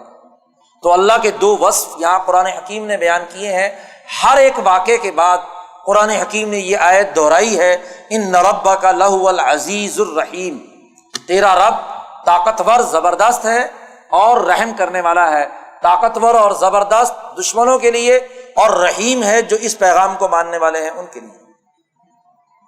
قرآن نے سب سے پہلے یہاں حضرت موسیٰ علیہ السلام کا واقعہ شروع کیا ہے، وَإِذْ نَادَىٰ رَبُّكَ مُوسَىٰ أَنِ ائْتِ الْقَوْمَ الظَّالِمِينَ، جب تیرے رب نے موسیٰ علیہ السلام کو پکار کر کہا تھا کہ جاؤ ظالم قوم کی طرف، قوم فرعون، فرعون کی قوم کی طرف، اور ان کو جا کر ڈراؤ۔ قرآن حکیم نے یہاں موسیٰ علیہ السلام کے واقعے کے وہ تمام اجزاء جو پیچھے بھی بیان ہو چکے ہیں ان کا دوبارہ تذکرہ کیا ہے، دو چار جملے نئے ہیں۔ قرآن حکیم کہتا ہے ایک تو یہ کہ اللہ نے جب موسیٰ علیہ السلام کو بھیجا تو پہلی بات ان سے یہ کہی کہ آپ نے فرعون کے سامنے جا کر یہ کہنا ہے کہ ان ارسل معنا بنی اسرائیل، کہ بنی اسرائیل کو آزادی دو، ان کو آزادی دو، ان ارسل معنا بنی اسرائیل۔ تو جب مطالبہ یہ کیا کہ بنی اسرائیل کو آزادی دو تو فرعون نے آگے سے جو جملہ دہرایا پیچھے صورتوں میں نہیں آیا، یہاں پر ہے الم نربک فینا ولیدا ولبثت فینا من عمرک سنین۔ موسیٰ سے کہا کہ کیا تو وہی آدمی نہیں کہ جس کی تربیت اور پرورش ہمارے محل میں ہوئی؟ الم نربک فینا ولیدا، بچپن سے بڑے ہونے تک تو نے ہماری گھر کی روٹی کھائی، ہمارے گھر میں رہا، ہم نے تیری پرورش کی، تجھے پالا اور پوسا۔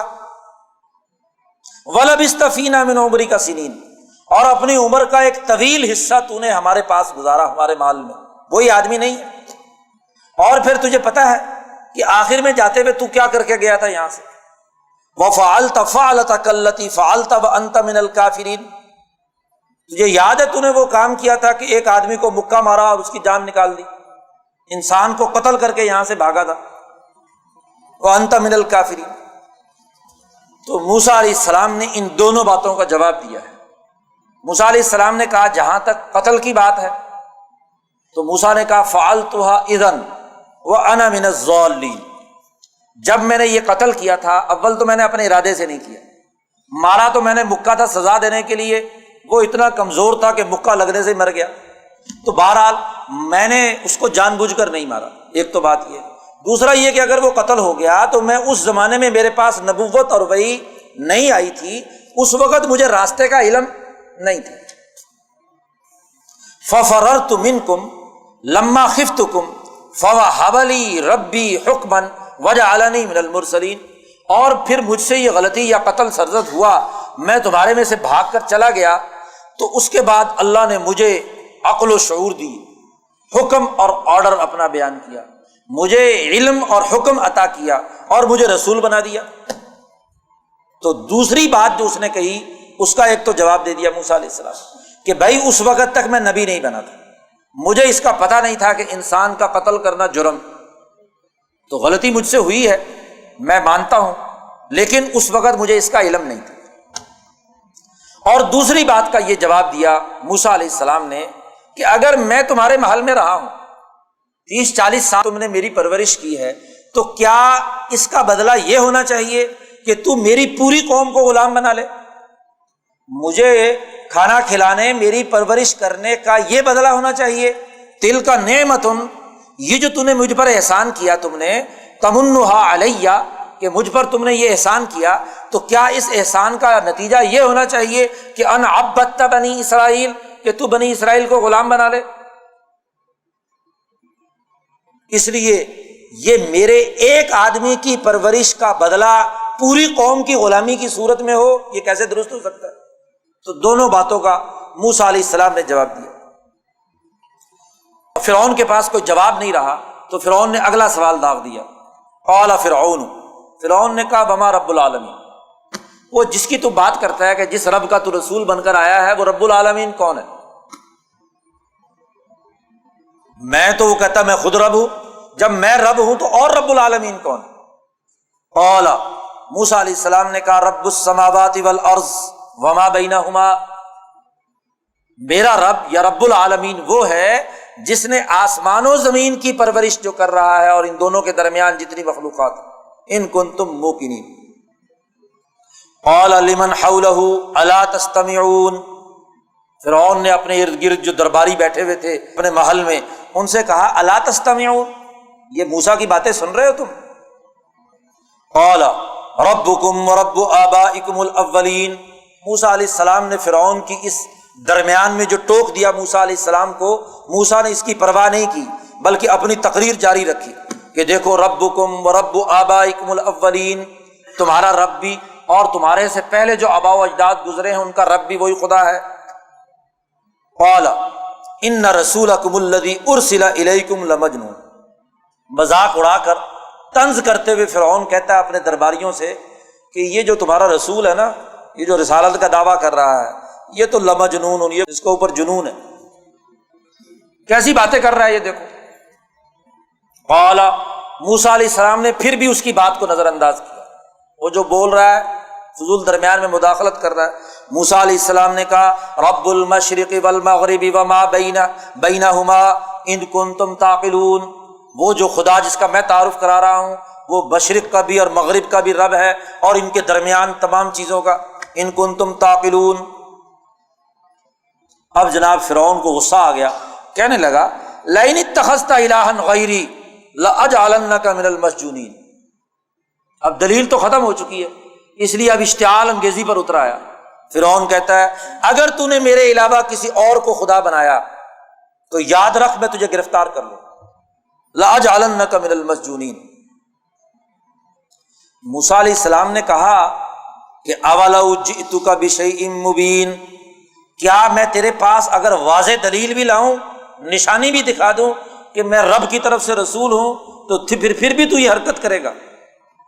قال، فرعون نے کہا ٹھیک ہے نشانی دکھا، فات بہ ان کنت من الصادقین، دکھا نشانی کیا ہے اگر تو سچا ہے۔ فالقى عصاه فاذا هي ثعبان مبین، بھرے دربار میں موسیٰ علیہ السلام نے اپنی لاٹھی پھینک دی، اور جیسے ہی لاٹھی پھینکی تو وہ ایک بہت بڑا اژدہا بن گیا اور پورے اس نے دربار کے اندر گھومنا شروع کر دیا۔ موسیٰ علیہ السلام نے فوراً آگے بڑھ کر اس کو کیا ہے پکڑ لیا۔ ایک طرف تو کیا ہے اپنا یہ معجزہ دکھایا، دوسرا معجزہ دکھایا کہ وَنَزَعَ يَدَهُ فَإِذَا هِيَ بَيْضَاءُ لِلنَّاظِرِينَ، ہاتھ بغل کے اندر دیا اور نکالا تو وہ روشنی کی طرح بالکل اس میں سے کرنیں پھوٹ رہی ہیں، بَيْضَاءُ لِلنَّاظِرِينَ۔ موسیٰ علیہ السلام نے جب یہ دو نشانیاں دکھائیں تو قَالَ لِلْمَلَإِ حَوْلَهُ، فرعون نے اپنے گرد گرد بیٹھے ہوئے جو بڑے بڑے سردار تھے ان سے کہا ان ھذا لساحر علیم، یہ تو کوئی بڑا ماہر قسم کا جادوگر لگتا ہے۔ اور اب دلیل کوئی نہیں رہی، اپنے سرداروں کو موسیٰ علیہ السلام سے برگشتہ کرنے کے لیے کیا کہتا ہے؟ یرید ان یخرجکم من ارضکم بسحرہ، یہ چاہتا ہے کہ اپنے جادو کے ذریعے سے تمہیں تمہاری زمین سے نکال باہر پھینکے، تہذیب کو خطرہ لاحق۔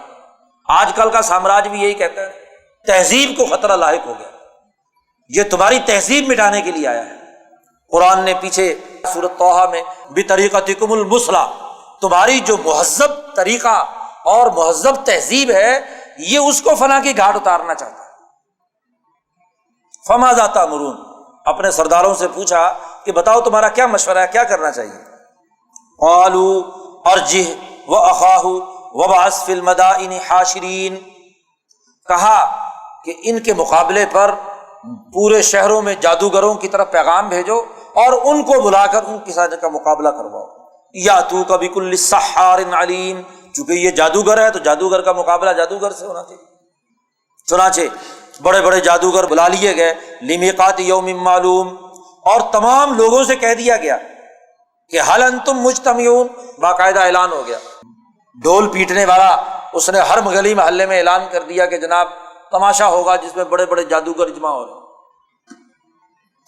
وقیل للناس حل انتم مجتمعون، تمام لوگوں سے کہا گیا کہ تم تمام جمع ہو وہاں پر، لعلنا نتبع السحرہ ان کانوا هم الغالبین۔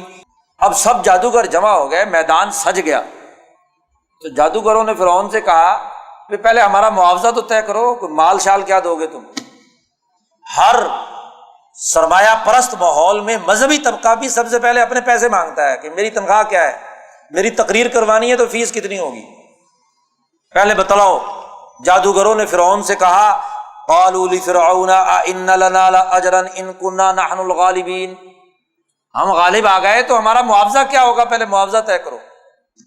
قال نعم، فرعون نے کہا فکر نہ کرو، بڑا مال ہے تمہارے لیے۔ وانکم اذا لمن المقربین، یہی نہیں تم میرے بڑے مقرب بن جاؤ گے، وزیر مشیر بنا دوں گا، وزارت مذہبی امور تمہارے لیے رکھی ہوئی ہے، تمہیں کو مہیا کروں۔ قال لهم موسیٰ القوا ما انتم ملقون، موسیٰ علیہ السلام نے ان سے کہا کہ ہاں بھائی تم نے کرتب دکھانا ہے پہلے یا میں کروں؟ القوا ما انتم ملقون، جو کچھ تم ڈالنا چاہتے ہو، جادو کرنا چاہتے ہو، کرو۔ فالقوا حبالهم وعصیهم، انہوں نے اپنی رسیاں لاٹیاں پھینکی، اور وقالوا بعزت فرعون انا نحن الغالبون، انہوں نے قسم اٹھائی فرعون کی عزت کی، احترام کی، انا لنحن الغالبون، کہ ہم ہی غالب آئیں گے۔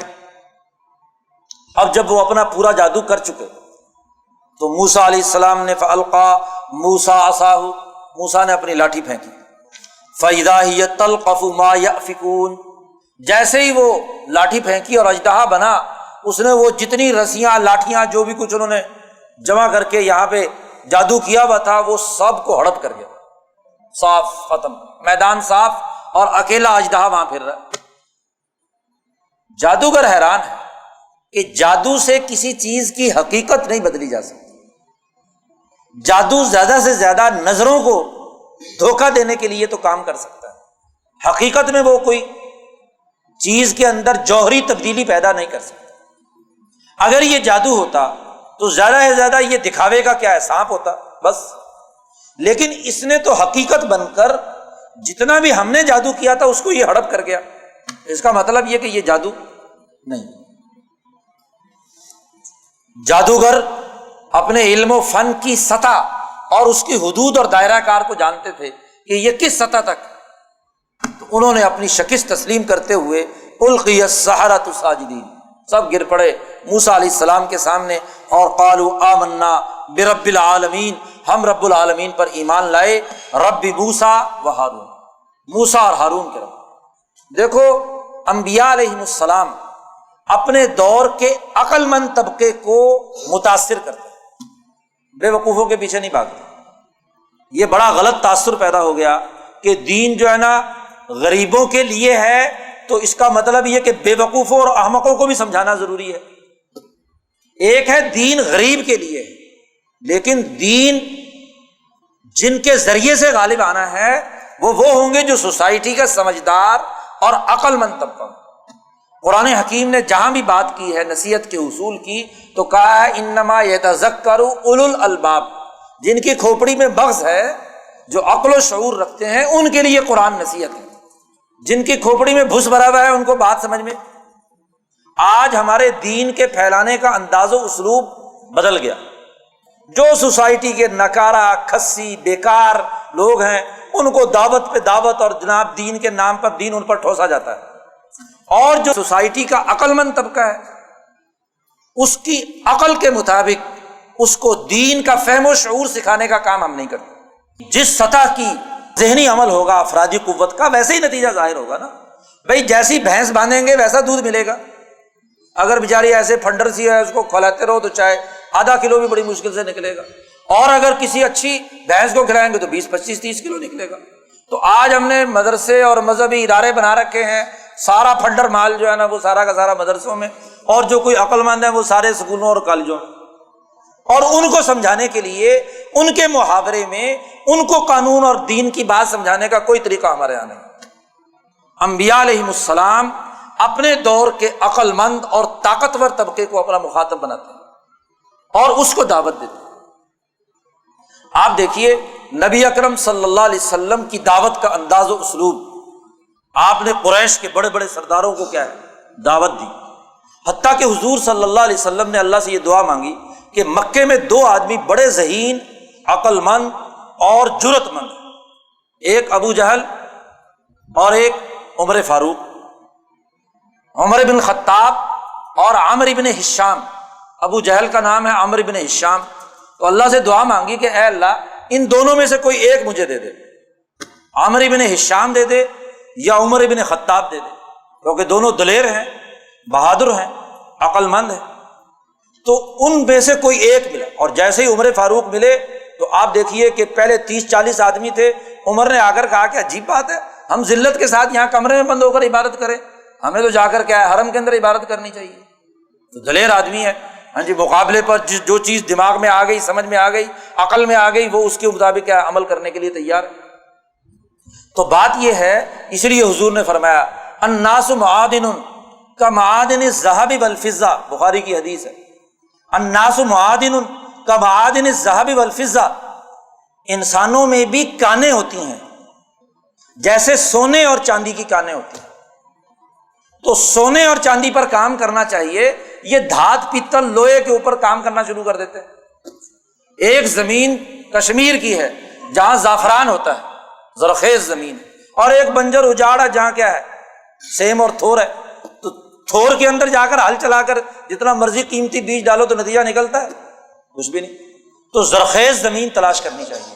تو حضور نے فرمایا الناس معادن کمعادن الذهب والفضہ، اور اسی بنیاد پر حضور نے فرمایا خیارکم فی الجاہلیہ خیارکم فی الاسلام اذا فقہوا۔ دیکھو جو جاہلیت کے زمانے میں معزز اور بہتر لوگ ہیں وہ اسلام کے اندر بھی بہتر ہیں جب وہ دین سمجھ لیں، اذا فقہوا، جب انہیں سمجھ میں آ جائے۔ تو ان کی سمجھ اور فہم کے لیے بات کرنی چاہیے۔ اب فرعون کے دور میں اس دور کا عقل مند پڑھا لکھا تعلیم یافتہ طبقہ کون تھے؟ جادوگر۔ اور موسیٰ علیہ السلام نے اس پڑھے لکھے طبقے کو متاثر کیا، وہ اپنے جادو کی حقیقت یا اس کے دائرے اور حجم کو جانتا تھا۔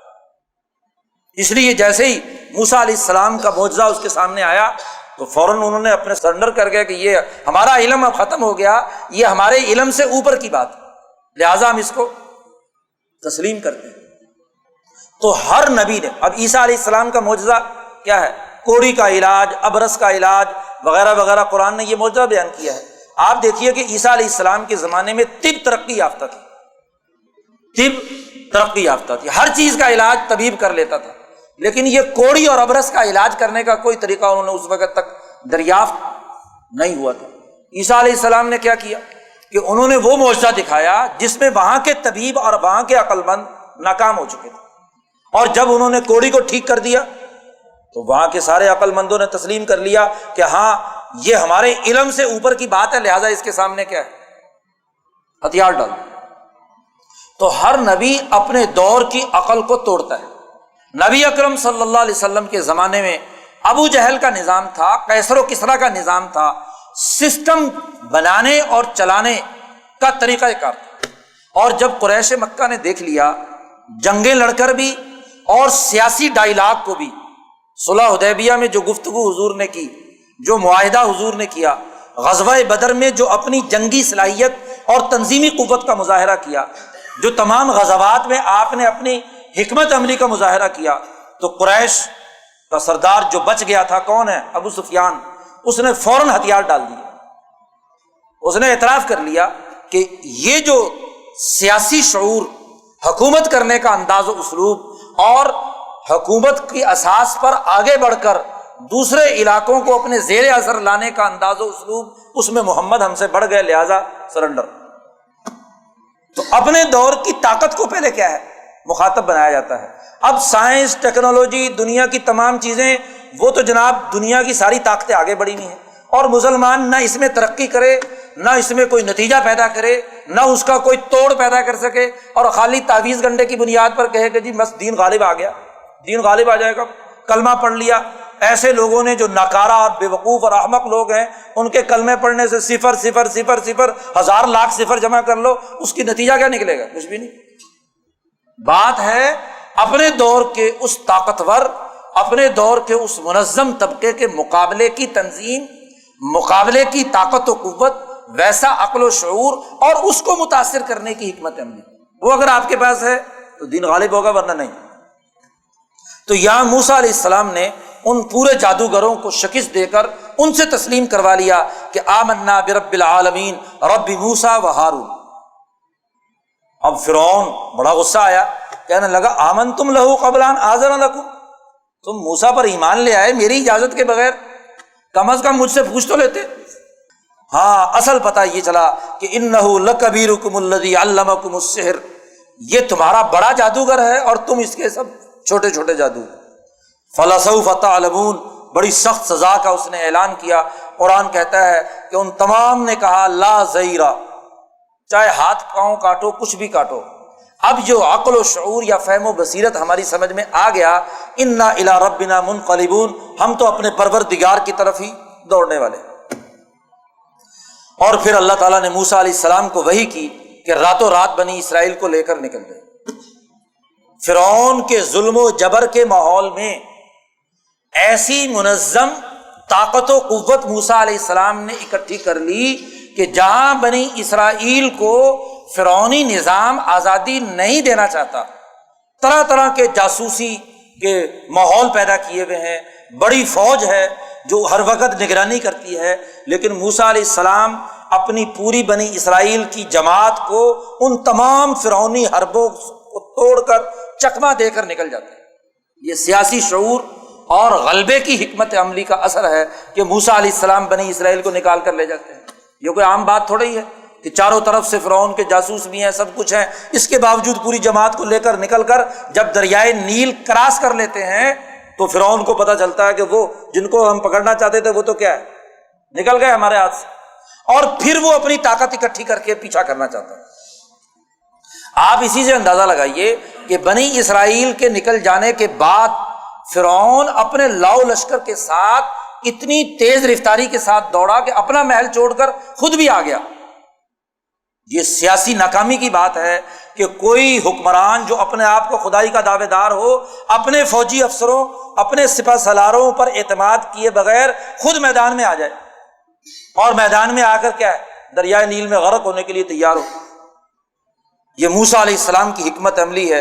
اوحینا الی موسیٰ نصر بعبادی انکم متبعون۔ اور فرعون لشکری اکٹھا کرتا رہ گیا اور موسیٰ علیہ السلام کی پوری جماعت نکل گئی، اور یہاں تک فرعون نے کہا ان ہؤلاء لشرذمۃ قلیلون، یہ بڑی مختصر سی جماعت ہے، یہ کہاں بھاگ کر جائے گی ہمارے سے، انہم لنا لغائظون وانا لجمیع حاضرون۔ قرآن حکیم نے بڑی سخت سزا کا تذکرہ کیا کہ جیسے وہ پیچھے نکل کر گیا، بلکہ موسیٰ علیہ السلام کے ساتھیوں نے کہا بھی کہ شاید یہ ہمیں پکڑ لے، موسیٰ نے کہا کلا ان معی ربی سیہدین، میرے رب نے مجھے ہدایت دی ہے، مجھے عقل و شعور دیا ہے، حکمت عملی جو سکھائی ہے اس کے مطابق میں تم صاف بچ جاؤ۔ فَأَوْحَيْنَا إِلَىٰ مُوسَىٰ أَنِ اضْرِب بِّعَصَاكَ الْبَحْرَ، سمندر درمیان میں سے راستہ بناتا ہے، فَانْفَلَقَ فَكَانَ كُلُّ فِرْقٍ كَالطَّوْدِ الْعَظِيمِ، وہ جیسے دو پہاڑ کی طرح پانی رک جاتا ہے اور موسیٰ علیہ السلام اس میں سے گزر جاتے ہیں۔ وَأَزْلَفْنَا ثَمَّ الْآخَرِينَ وَأَنْجَيْنَا مُوسَىٰ وَمَن مَّعَهُ أَجْمَعِينَ، ہم نے موسیٰ اور ان کے پوری جماعت کو بچا لیا، اور ثم اغرقنا الآخرین، باقی لوگوں کو ہم نے غرق کر دیا۔ ان ربک لہو العزیز الرحیم، بے شک تیرا رب طاقتور اور زبردست ہے فرعونیوں کے لیے، اور الرحیم ہے موسیٰ اور ان کی جماعت کے لیے۔ وَاتْلُ عَلَيْهِمْ نَبَأَ ابراہیم، ان کے سامنے ابراہیم کا قصہ بھی بیان کرو، ان کی خبر بھی بتلاؤ۔ جب انہوں نے اپنے باپ سے کہا ما تعبدون، کس کی عبادت کرتے ہو، تو انہوں نے کہا ہم بتوں کی عبادت کرتے ہیں۔ فَنَظَلُّ لَهَا عَاكِفِينَ، قرآن نے اس کی تفصیل پیچھے بیان کی ہے۔ اس میں جو اضافہ ہے وہ یہ، یہاں ابراہیم علیہ السلام نے اللہ کا تعارف کراتے ہوئے یہ بات بیان کی ہے کہ اللہ وہ ہے جس نے مجھے پیدا کیا، وہی مجھے ہدایت دیتا ہے، والذی هو یطعمنی ویسقین، وہی مجھے کھلاتا ہے، وہی مجھے پلاتا ہے، وَإِذَا مَرِضْتُ فَهُوَ يَشْفِينِ، جب میں مریض ہو جاؤں تو وہی مجھے شفا دیتا ہے، وہی مجھے موت دیتا ہے، دینے والا ہے، مارے گا، اور وہی مجھے زندہ کرنے والا ہے، اور وَالَّذِي أَطْمَعُ أَن يَغْفِرَ لِي خَطِيئَتِي يَوْمَ الدِّينِ، وہی مجھے میری مغفرت کرنے والا ہے، اور رَبِّ هَبْ لِي حُکْمًا وَأَلْحِقْنِي بِالصَّالِحِينَ، اے پروردگار مجھے حکم، سوسائٹی کا نظم و نسق چلانے کی صلاحیت عطا فرما، اور مجھے نیک لوگوں کے ساتھ شامل فرما۔ اب یہاں حکمن، حکومت یا آرڈر چلانے کی صلاحیت کے لیے اللہ سے دعا مانگ رہے ہیں کون؟ ابراہیم علیہ السلام۔ ربی ہب لی حکمن، کوئی حکم یا آرڈر بغیر حکومت کے کیسے ہوتا ہے؟ آپ کا آرڈر کوئی عمل درآمد نہیں کرتا تو وہ حکم کہلائے گا، وہ تو واز کہلائے گا۔ تو یہاں واز نہیں مانگا جا رہا، یہاں حکم مانگا جا رہا ہے، یعنی حکومت کی دعا خود حضرت ابراہیم علیہ السلام کر رہے ہیں۔ قرآن حکیم نے جو حضرت ابراہیم علیہ السلام کی دعا ہے پوری تفصیل سے بیان کی ہے کہ کن کن چیزوں سے اے اللہ مجھے بچا، جہنم اور ان تمام چیزوں سے، اور جنت مجھے عطا فرما۔ ان تمام کا تذکرہ کر کے قرآن نے کہا وَإِنَّ رَبَّكَ لَهُوَ الْعَزِيزُ الرَّحِيمُ، تیرا رب عزیز بھی ہے، زبردست ہے، ابراہیم کے مقابلے میں نمرود کے خلاف، اور الرحیم بھی ہے ابراہیم علیہ السلام کی۔ کذبت قوم نوح المرسلین، قوم نوح کا قرآن نے تذکرہ کیا، اس کا بھی تفصیلی قصہ پیچھے بیان ہو چکا ہے۔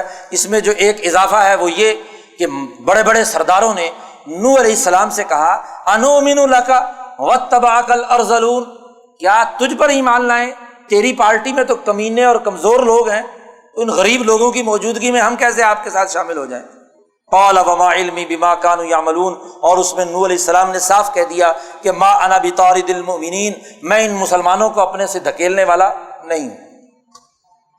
قرآن حکیم نے بتلایا کہ کس طریقے سے ہم نے نوح کو نجات دی، ثم اغرقنا بعد الباقین، اور باقی لوگوں کو غرق کیا۔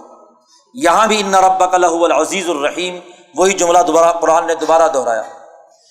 قرآن حکیم نے کہا کذبت عاد المرسلین، قوم عاد کی طرف بھی ہم نے رسول ہود علیہ السلام کو بھیجا، اور انہوں نے بھی آ کر کہا انی لکم رسول امین، میں تمہاری طرف رسول بنا کر بھیجا گیا ہوں۔ اور ان تمام انبیاء کے واقعات میں قرآن نے ایک جملہ بار بار یہ دہرایا ہے کہ وما اسألکم علیہ من اجر، تم سے کسی کام مال کا مطالبہ نہیں کرتا، ان اجریہ الا علی رب العالمین۔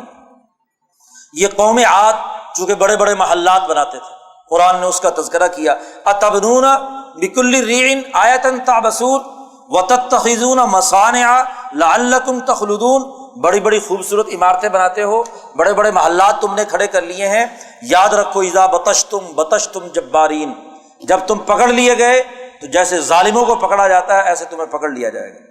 قرآن حکیم نے ان کی بھی سزا کا ذکر کیا کہ کس طریقے سے ہم نے ان کو تباہ و برباد کیا، فکذبوہ فاہلکناہم، اور یہاں بھی کہا ان ربک لہو العزیز الرحیم۔ پھر قوم سمود کا ذکر کیا، اور قوم سمود چونکہ کھیتی باڑی اور کاشتکاری بہت زیادہ کرتے تھے، قرآن نے ان کا ذکر کیا زروع ونخل طلعها حضیم وتنحتون من الجبال بیوتا فارہین فاتقوا اللہ واطیعون، لیکن ان کو بھی قرآن حکیم نے سزا دی، فاصبحوا نادمین فاخذهم العذاب ان ربک لہو العزیز الرحیم۔ پھر قوم لوط کا تذکرہ کیا، اس کا بھی تفصیلی قصہ پیچھے گزر چکا ہے، قرآن حکیم نے ان کو بھی سزا دی اور اس کے بارے میں بھی کہا ان ربک لہو العزیز الرحیم۔ پھر قوم شعیب کا قرآن نے تذکرہ کیا، یہ چونکہ ناپ تول میں کمی کرتے تھے، ان کی تفصیل بھی 12ویں پارے میں گزر چکی ہے۔ قرآن حکیم نے دوبارہ اس واقعے کو یہاں بیان کر کے بتلایا، ان ربک لہو العزیز الرحیم۔ تمام انبیاء کے واقعات بیان کرنے کے بعد اس سورت کے آخری رکوع میں قرآن حکیم نے کہا انہ لتنزیل رب العالمین، یہ قرآن بھی تیرے رب العالمین کی طرف سے نازل ہوا ہے آپ پر۔ نزل بہ الروح الامین، یہ روح الامین جبریل امین نے آپ کے قلب پر نازل کیا ہے، لتکون من المنذرین، آپ کو بھی اسی لیے یہ پیغام بھیجا ہے کہ آپ بھی اسی طرح جیسے گزشتہ انبیاء نے اپنی اپنی ظالم قوموں کو ڈرایا تھا، آپ بھی ڈرائیں۔ بلسان عربی مبین، اور یہ قرآن ہم نے عربی زبان میں نازل کیا۔ قرآن حکیم نے یہاں بھی ذکر کیا کہ جس طریقے سے گزشتہ قومیں تباہ و برباد ہوئی ہیں، اسی طریقے سے فَإِنْ عَصَوْكَ، یہ تیری نافرمانی کریں تو صاف طور پر کہہ دے قُلْ إِنِّي بَرِيٌّ مِّمَّا تَعْمَلُونَ، اور پھر اس کے بعد واضح طور پر ان کی سزا کا بھی قرآن حکیم نے ذکر کیا ہے کہ اگر یہ نہیں مانیں گے تو ان کے لیے بھی سزا ہے۔ قرآن حکیم نے ضمن میں اس بات کا بھی تذکرہ کر دیا کہ یہ قرآن کو شعر و شاعری سے تعبیر کرتے ہیں، تو قرآن نے کہا شاعر کون ہوتے ہیں؟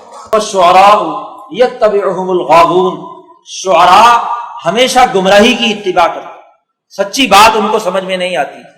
الم تر انہم فی کل واد یہیمون، کیا تم نے دیکھا نہیں کہ یہ شاعر لوگ ہر طرح کی وادی میں چکر لگاتے ہیں، یعنی عموماً ایسے دعوے کرتے ہیں جن کا حقائق سے کوئی تعلق نہیں ہوتا، رومانویت کی باتیں کرتے ہیں، وانہم یقولون ما لا یفعلون، ایسی باتیں کہتے ہیں جو کر نہیں سکتے، چاند تارے توڑ کر محبوب کے قدموں میں لانے کے دعوے کرتے ہیں اور کبھی دنیا میں ایسا کام ہوا نہیں۔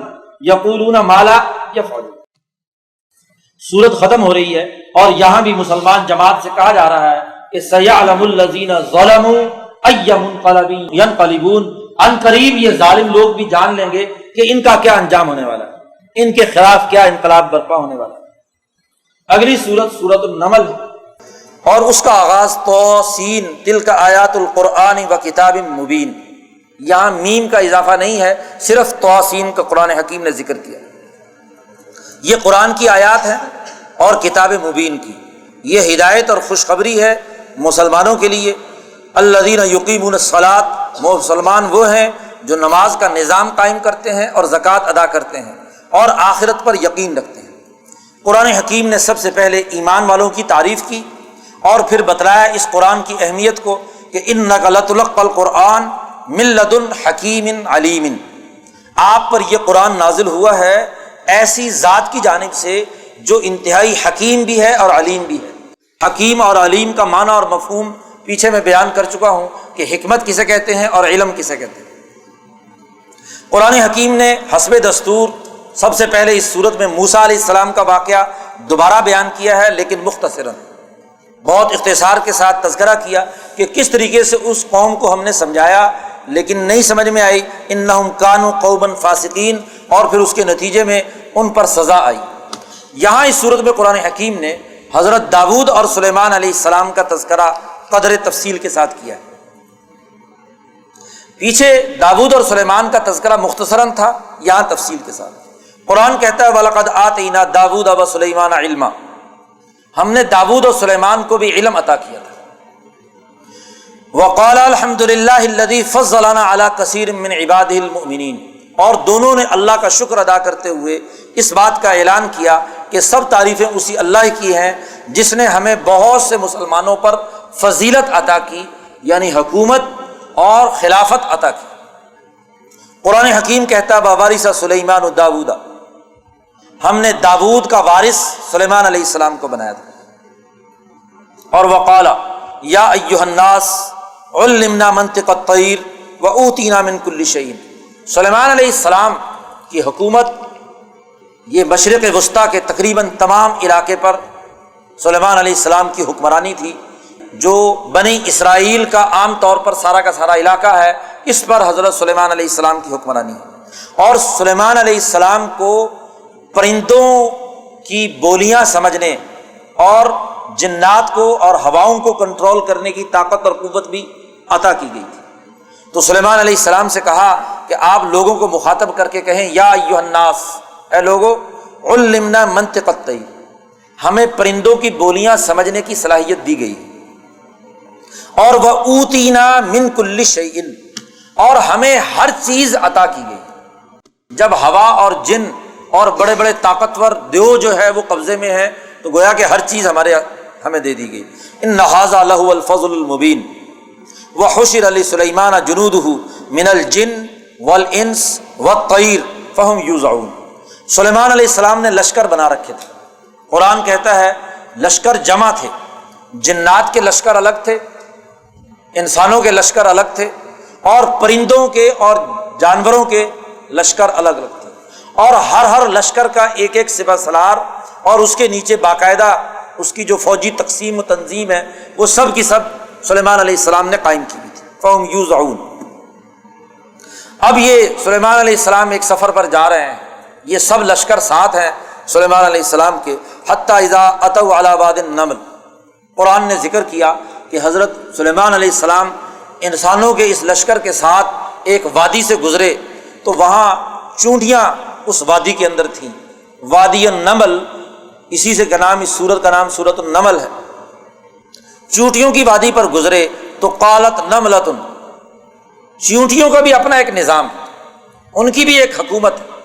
قرآن حکیم نے اس حقیقت کی نشاندہی کی ہے کہ پرندوں اور جانداروں میں بھی حکومت کا عمل، جب ان کے ہاں یہ حکومت ہے تو اس کا مطلب یہ کہ انسانوں کے اندر بھی ایک صحیح منظم اور ڈسپلن قائم رکھنے والی حکمرانی قائم ہونی چاہیے۔ چونٹیوں کی مثال دے کر دراصل انسانوں کو اپنی حکمرانی جو امن اور اپنے تمام انسانوں کی حفاظت کی بنیاد پر ہو اس کے قائم کرنے کی دعوت قرآن نے دی ہے۔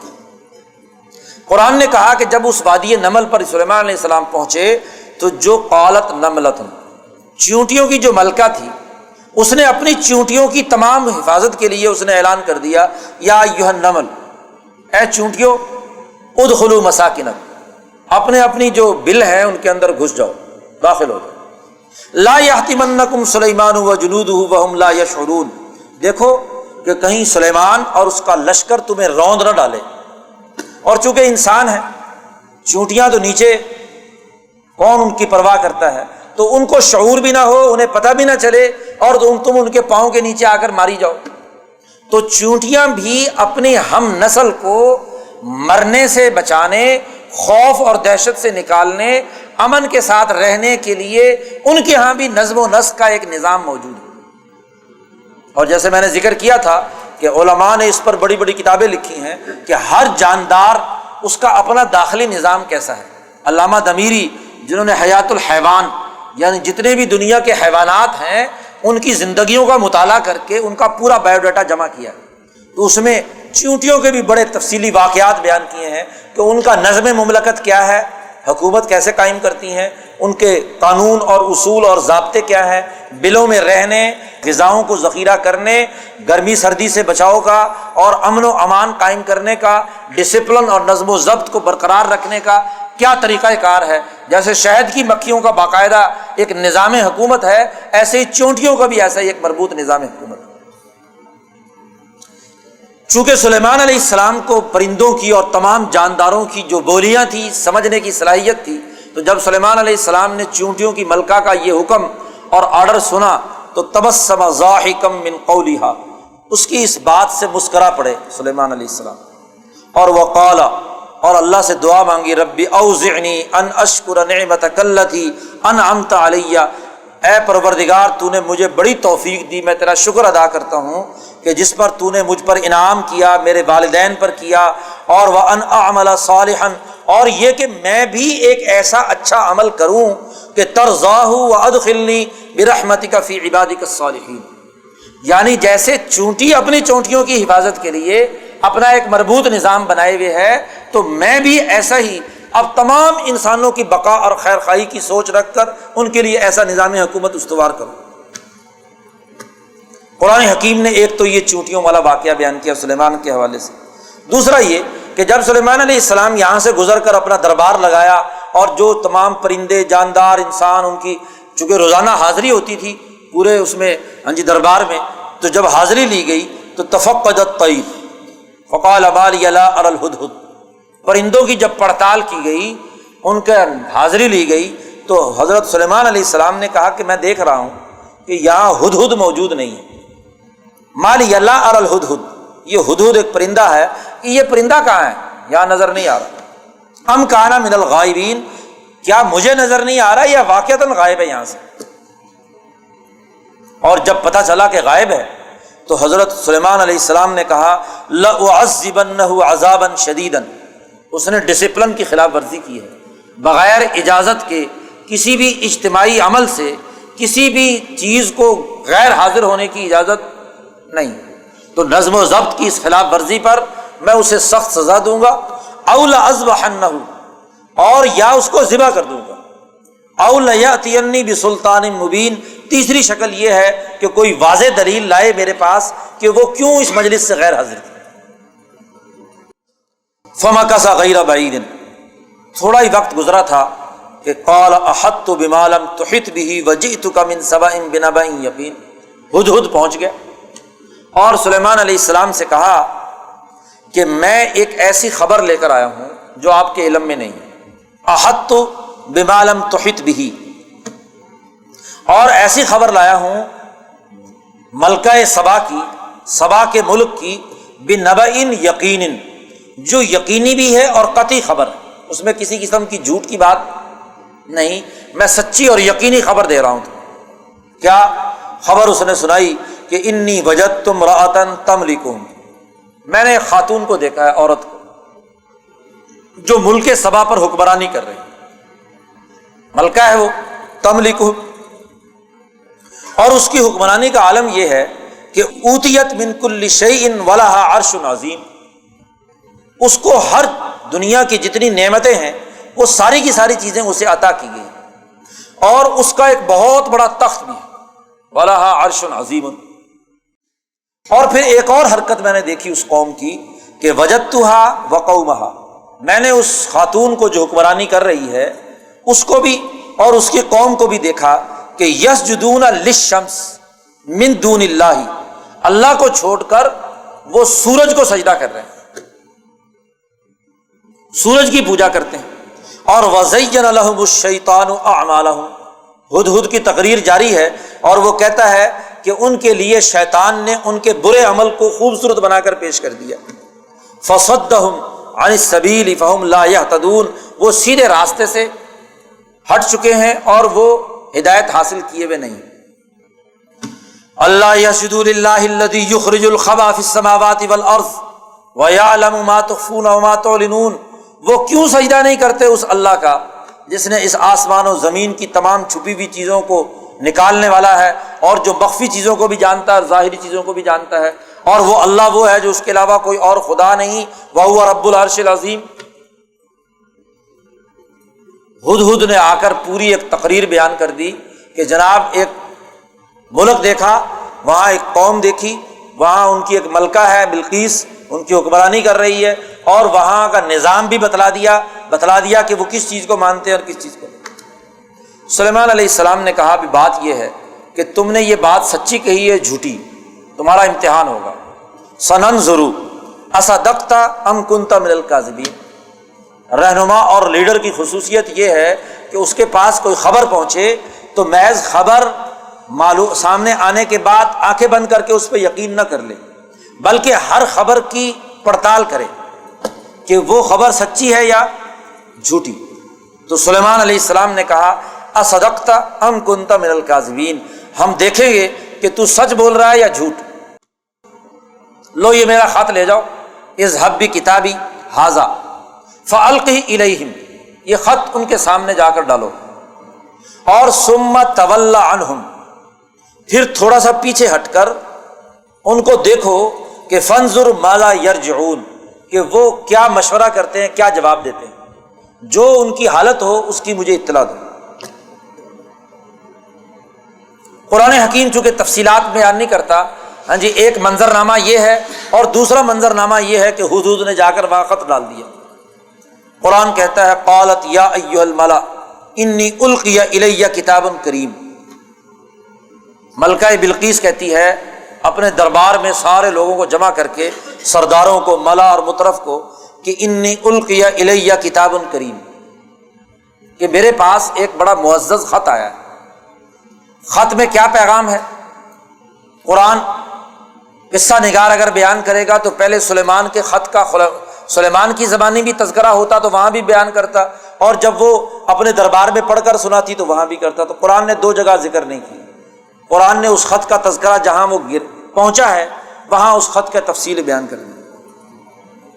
انی القی الیہ کتاب کریم، خط کا مضمون بھی اس نے پڑھ کر سنا دیا کہ خط میں صرف 3 جملے ہیں، 2 آیات پر مشتمل، انہ من سلیمان، یہ خط سلیمان کی طرف سے لکھا گیا ہے۔ مکتوب نگار خط کے شروع میں اپنا نام لکھے کہ خط کس کی طرف سے، پتہ ہونا چاہیے۔ خط کے آغاز پر چاہے چھپا ہوا آپ کا لیٹر پیڈ ہو یا آپ ویسے لکھنے ہوں تو پہلے تو جس کو خط لکھ رہے ہیں پہلے اپنا تعارف کرائیں کہ آپ کون ہیں۔ تو سلیمان نے اپنا تعارف کرایا، انہ من سلیمان، یہ خط سلیمان کی طرف سے، اور اس کے بعد انہ بسم اللہ الرحمن الرحیم، اور پھر خط شروع کیا کہ یہ شروع کرتا ہوں اس اللہ کے نام سے جو الرحمن اور الرحیم ہے۔ اور مضمون خط کا صرف 2 جملوں پر مشتمل ہے، اللہ تعالی علیہ واتونی مسلمین، سرکشی اور ظلم چھوڑ دو اور فرما برداری اختیار کرتے ہوئے میرے پاس آ جاؤ۔ 2 لفظی بات ہے کہ جو تکبر اور حکمرانی، تعلو علیہ، میرے سامنے تکبر اور اکڑو مت، غرور کا اظہار کرنا چھوڑ دو، اور جو تمہیں حکم دیا جا رہا ہے کہ اپنے تمام لاؤ لشکر سمیت واتونی مسلمین، میرے پاس آؤ سرنڈر ہو کر، اپنے آپ کو سپرد کر کے، فرما بردار بن کر۔ مقابلے اور مزاحمت کی نیت تمہارے دماغ میں نہیں آنی چاہیے۔ تو 2 لفظی بات حضرت سلیمان علیہ السلام نے اپنے خط میں لکھ دی۔ قالت، خاتون نے خط پڑھ کر سنایا اپنے وزراء اور اپنے جو مشیران کرام ہیں، یا ایھا الملا، اے سردارو، افتونی فی امری، مجھے اس معاملے میں کیا ہے مشورہ دو کہ میں کیا کروں۔ مجھے ایک بادشاہ کا خط آیا ہے کہ تم مجھ پر تکبر نہ کرو اور سپرد اپنے آپ کو کرتے ہوئے میرے پاس آ جاؤ، تو کیا کرنا چاہیے؟ افتونی فی امری۔ اور اس خاتون نے یہ اعلان بھی کر دیا کہ ما کنت قاطعۃ امرا حتی تشہدون، میں کوئی قطعی فیصلہ اس وقت تک نہیں کروں گی جب تک کہ تم مجھے مشورہ نہ دو، یعنی تمہاری اجتماعی رائے کے مطابق میں فیصلہ کروں۔ اس کا مطلب یہ کہ وہ خاتون جمہوریت پسند ہے، اپنی آمریت مسلط نہیں کر رہی، وہ اپنے رفقاء اور مشیران کرام کے مشورے اور جمہوریت کی بنیاد پر اپنی رائے دینا چاہتی ہے۔ اب وزیر دفاع صاحب اور سپہ سالار اعظم صاحب کھڑے ہوئے، انہوں نے رائے دینا شروع کی، کہنے لگے نحن اولو قوت و اولو بأس شدید، ہم بڑے طاقتور ہیں، ہمارے پاس بڑا اسلحہ ہے، ہم جنگ لڑ سکتے ہیں، یوں کر سکتے ہیں، وہ کر سکتے ہیں، ڈینگیں ماری اس نے، اور باقی والامر الیک فانظری ماذا تأمرین، معاملہ تیرے سپرد ہے، جو تو فیصلہ کرے۔ یعنی ہماری فوجی تیاریاں مکمل ہیں، کیل کانٹے سے لیس ہیں، مقابلہ کرنے کی جہاں تک بات ہے تو ہم مقابلے کے لیے تیار ہیں۔ خاتون عقل مند تھی، کہنے لگی ان الملوک اذا دخلوا قریۃ افسدوها وجعلوا اعزۃ اہلها اذلہ وکذلک یفعلون، کہنے لگی یہ بادشاہ لوگ جب کسی سوسائٹی پر داخل ہوتے ہیں، کسی ملک پر حملہ آور ہوتے ہیں تو وہاں تباہی اتارتے ہیں، اور اس سوسائٹی کے جو معززین ہوتے ہیں ان کو ذلیل اور رسوا کر دیتے ہیں۔ جعلوا اعزۃ اہلها اذلہ وکذالک یفعلون، اور ہمیشہ وہ یہی کرتے آئے ہیں۔ انسانی تاریخ گواہ ہے کہ ہمیشہ فاتحین جب مفتوحین کے ملکوں پر قبضہ کرتے ہیں تو وہاں فساد پیدا کرتے ہیں۔ فساد کی اصطلاح قرآن استعمال کرتا ہے معاشی لوٹ کھسوٹ پر، کہ وہ اس ملک کے معاشی دولت، مال و دولت اس پر قبضہ کرتے ہیں، اور وہاں کی سیاسی طاقت کو نقصان پہنچانے کے لیے جو معزز حکمران طبقہ ہوتا ہے اس کو وہاں ذلیل اور رسوا کر دیتے ہیں۔ ہمیشہ سامراجی اور طاغوتی طریقہ کار یہی ہے۔ آپ نے کبھی دیکھا یہ بڑے بڑے ہوٹلوں کے سامنے ایک بیرا کھڑا ہوتا ہے جو جناب پی سی کے سامنے کھڑا ہوتا ہے، دروازہ کھول رہا ہوتا ہے، اتنی بڑی پگڑی باندھی ہوئی ہے، تر رہا ہوتا ہے، چوڑی دار پاجامہ پہنا ہوا ہوتا ہے، اور شیروانی اس نے چڑھائی ہوئی ہوتی. پتہ ہے یہ کس کا لباس تھا؟ مغل بادشاہوں کا. مغلوں نے 800 سال یہاں حکومت کی. پگڑی باندھتے تھے، شیروانی پہنتے تھے اور چوڑی دار پاجامہ پہنتے تھے. اور جب یہاں سے مغل سلطنت کا خاتمہ کیا انگریزوں نے تو اپنے درباروں کو کیا ہے، حکمرانوں کا لباس پہنا کر ذلیل اور رسوا کر دیا. ٹیپو سلطان جو آزادی اور حریت کی علامت ہے، کتوں کے نام رکھ کر ذلیل اور رسوا کر دیا. اور آج مسلمان بھی بے سوچے سمجھے اپنے کتوں کو ٹیپو ٹیپو بھی کہتے رہتے ہیں. دنیا میں ہمیشہ ظالم حکمران جس سوسائٹی میں جاتے ہیں وہ وہاں کے حکمران طبقے کو ذلیل اور رسوا بناتے ہیں. ان کی تہذیب، ان کے کلچر، ان کے لباس، ان کی تمام عزت کی نشانیاں نوچ کر پھینک دی جاتی ہیں. تو قرآن نے اس خاتون کی زبانی ایک قانون بیان کیا کہ جب بھی فساد مچانے والے بادشاہ کسی سوسائٹی میں داخل ہوتے ہیں تو ایک تو معاشی لوٹ کسوٹ کرتے ہیں. وہ ہندوستان جو سونے کی چڑیا تھا اس کو لوٹ کر کنگال بنا دیا 1947 میں جب چھوڑ کر گئے. تو یہاں کروڑوں پاؤنڈ کا قرضہ، 60 کروڑ پاؤنڈ کا قرضہ پاکستان اور ہندوستان یہاں کے تمام ملکوں پر، دونوں ملکوں کے اوپر قرضہ چھوڑ کر گئے. بھوک اور ننگ علاوہ، قحط اور تباہی اور بربادی اس کے علاوہ. تو وجعلوا اعزۃ اہلھا اذلہ، وہ عزت والے لوگوں کو ذلیل کر دیتے ہیں. وکذالک یفعلون. تو خاتون نے کہا کہ بات یہ ہے کہ ہم آزماتے ہیں کہ یہ آدمی کون ہے اور کیسا ہے. انی مرسلۃ الیہم بہدیۃ، ہم ان کی طرف کوئی پیسے ویسے ہدیہ شدیہ بھیجتے ہیں.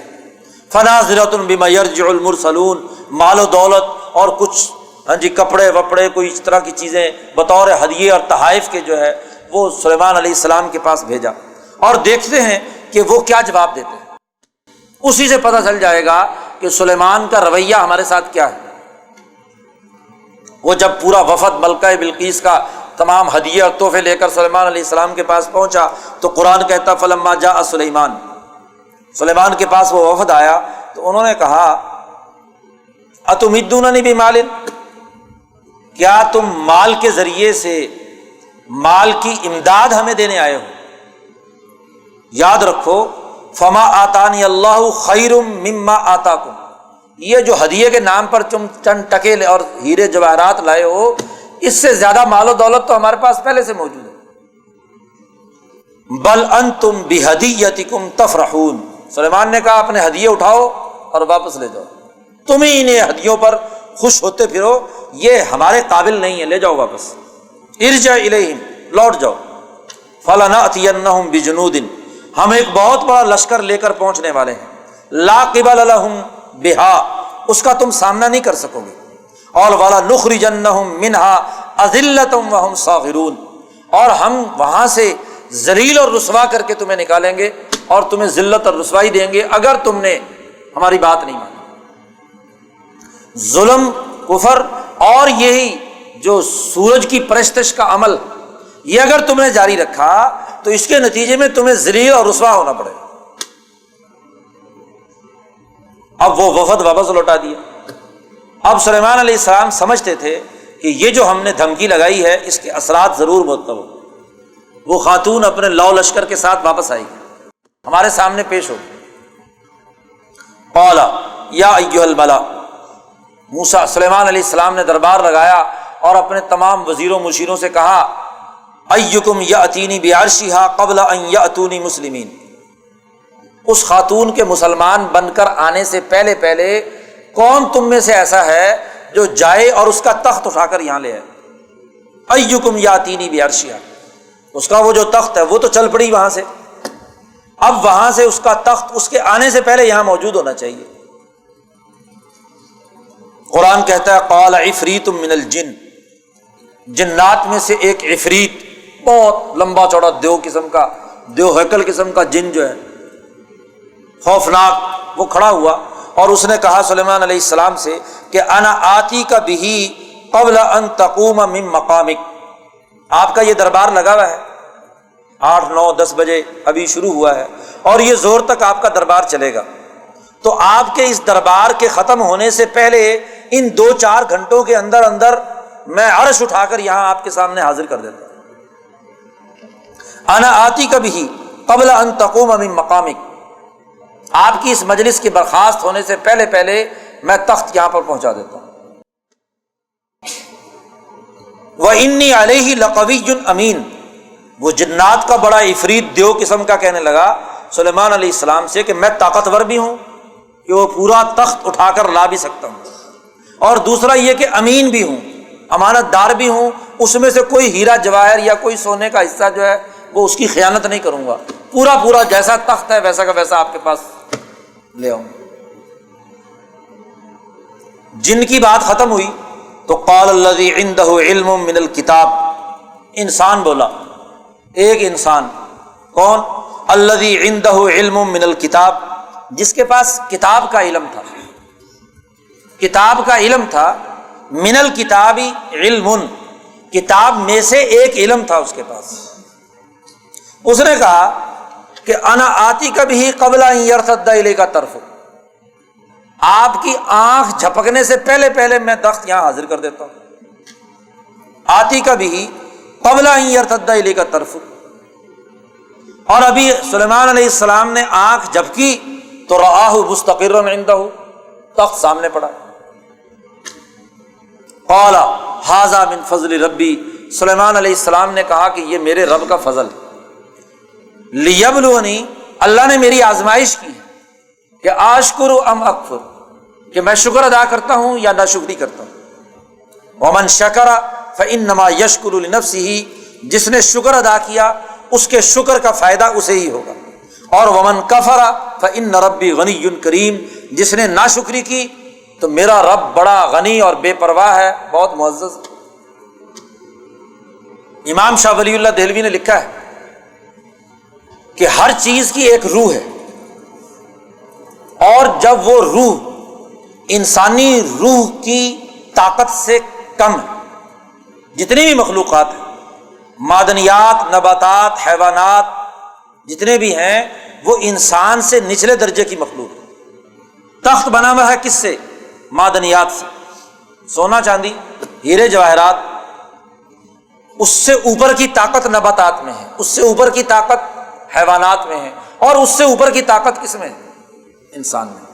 انسان وہ انسان جس کی ملکیت اور جس کی بہیمیت عالیہ ہے، طاقتور، اور اس کی روح میں، اس کے نفس ناطقہ میں یہ صلاحیت ہے کہ جب وہ عالم مثال کے ساتھ، ملائے اعلیٰ کے ساتھ اپنا ربط اور تعلق قائم کر لیتی ہے تو جس چیز پر توجہ ڈالتی ہے اس کی روح کو اپنے قبضے میں لے آتی ہے، اور جب اس کی روح کو اپنے قبضے میں لے لیا تو وہیں سے اس روح کی بنیاد پر اس چیز کو اٹھایا اور دوسری جگہ پر کیا ہے؟ پہنچا دیا۔ آپ دیکھیے کہ آج آپ نے ایسی بہت سی چیزیں دریافت کر لیں جن کا کوئی تصور اور تخیل بھی نہیں تھا۔ بیٹھے ہوئے یہاں ہیں اور اس کرۂ ارض کے بالکل نیچے ایک آدمی بول رہا ہے اور اس کی آواز آپ کو یہاں سنائی دے رہی ہے۔ کیا کوئی تصور تھا آج سے کوئی 15 20 50 100 سال پہلے؟ لیکن آج آپ کہتے کوئی مسئلہ ہی کوئی نہیں۔ کیا یہ ممکن نہیں کہ جناب آج آپ کاغذ یہاں ڈالتے ہیں اور فیکس یا جناب والا کیا نام آپ کے انٹرنیٹ کے تھرو وہ کاغذ دوسری جگہ پر نکل رہا ہے پرنٹ کے ساتھ، تو کیا بندہ یہاں سے ڈال کر دوسری جگہ نہیں نکل سکتا؟ تخت یہاں سے ڈال کر دوسری جگہ نہیں نکل سکتا؟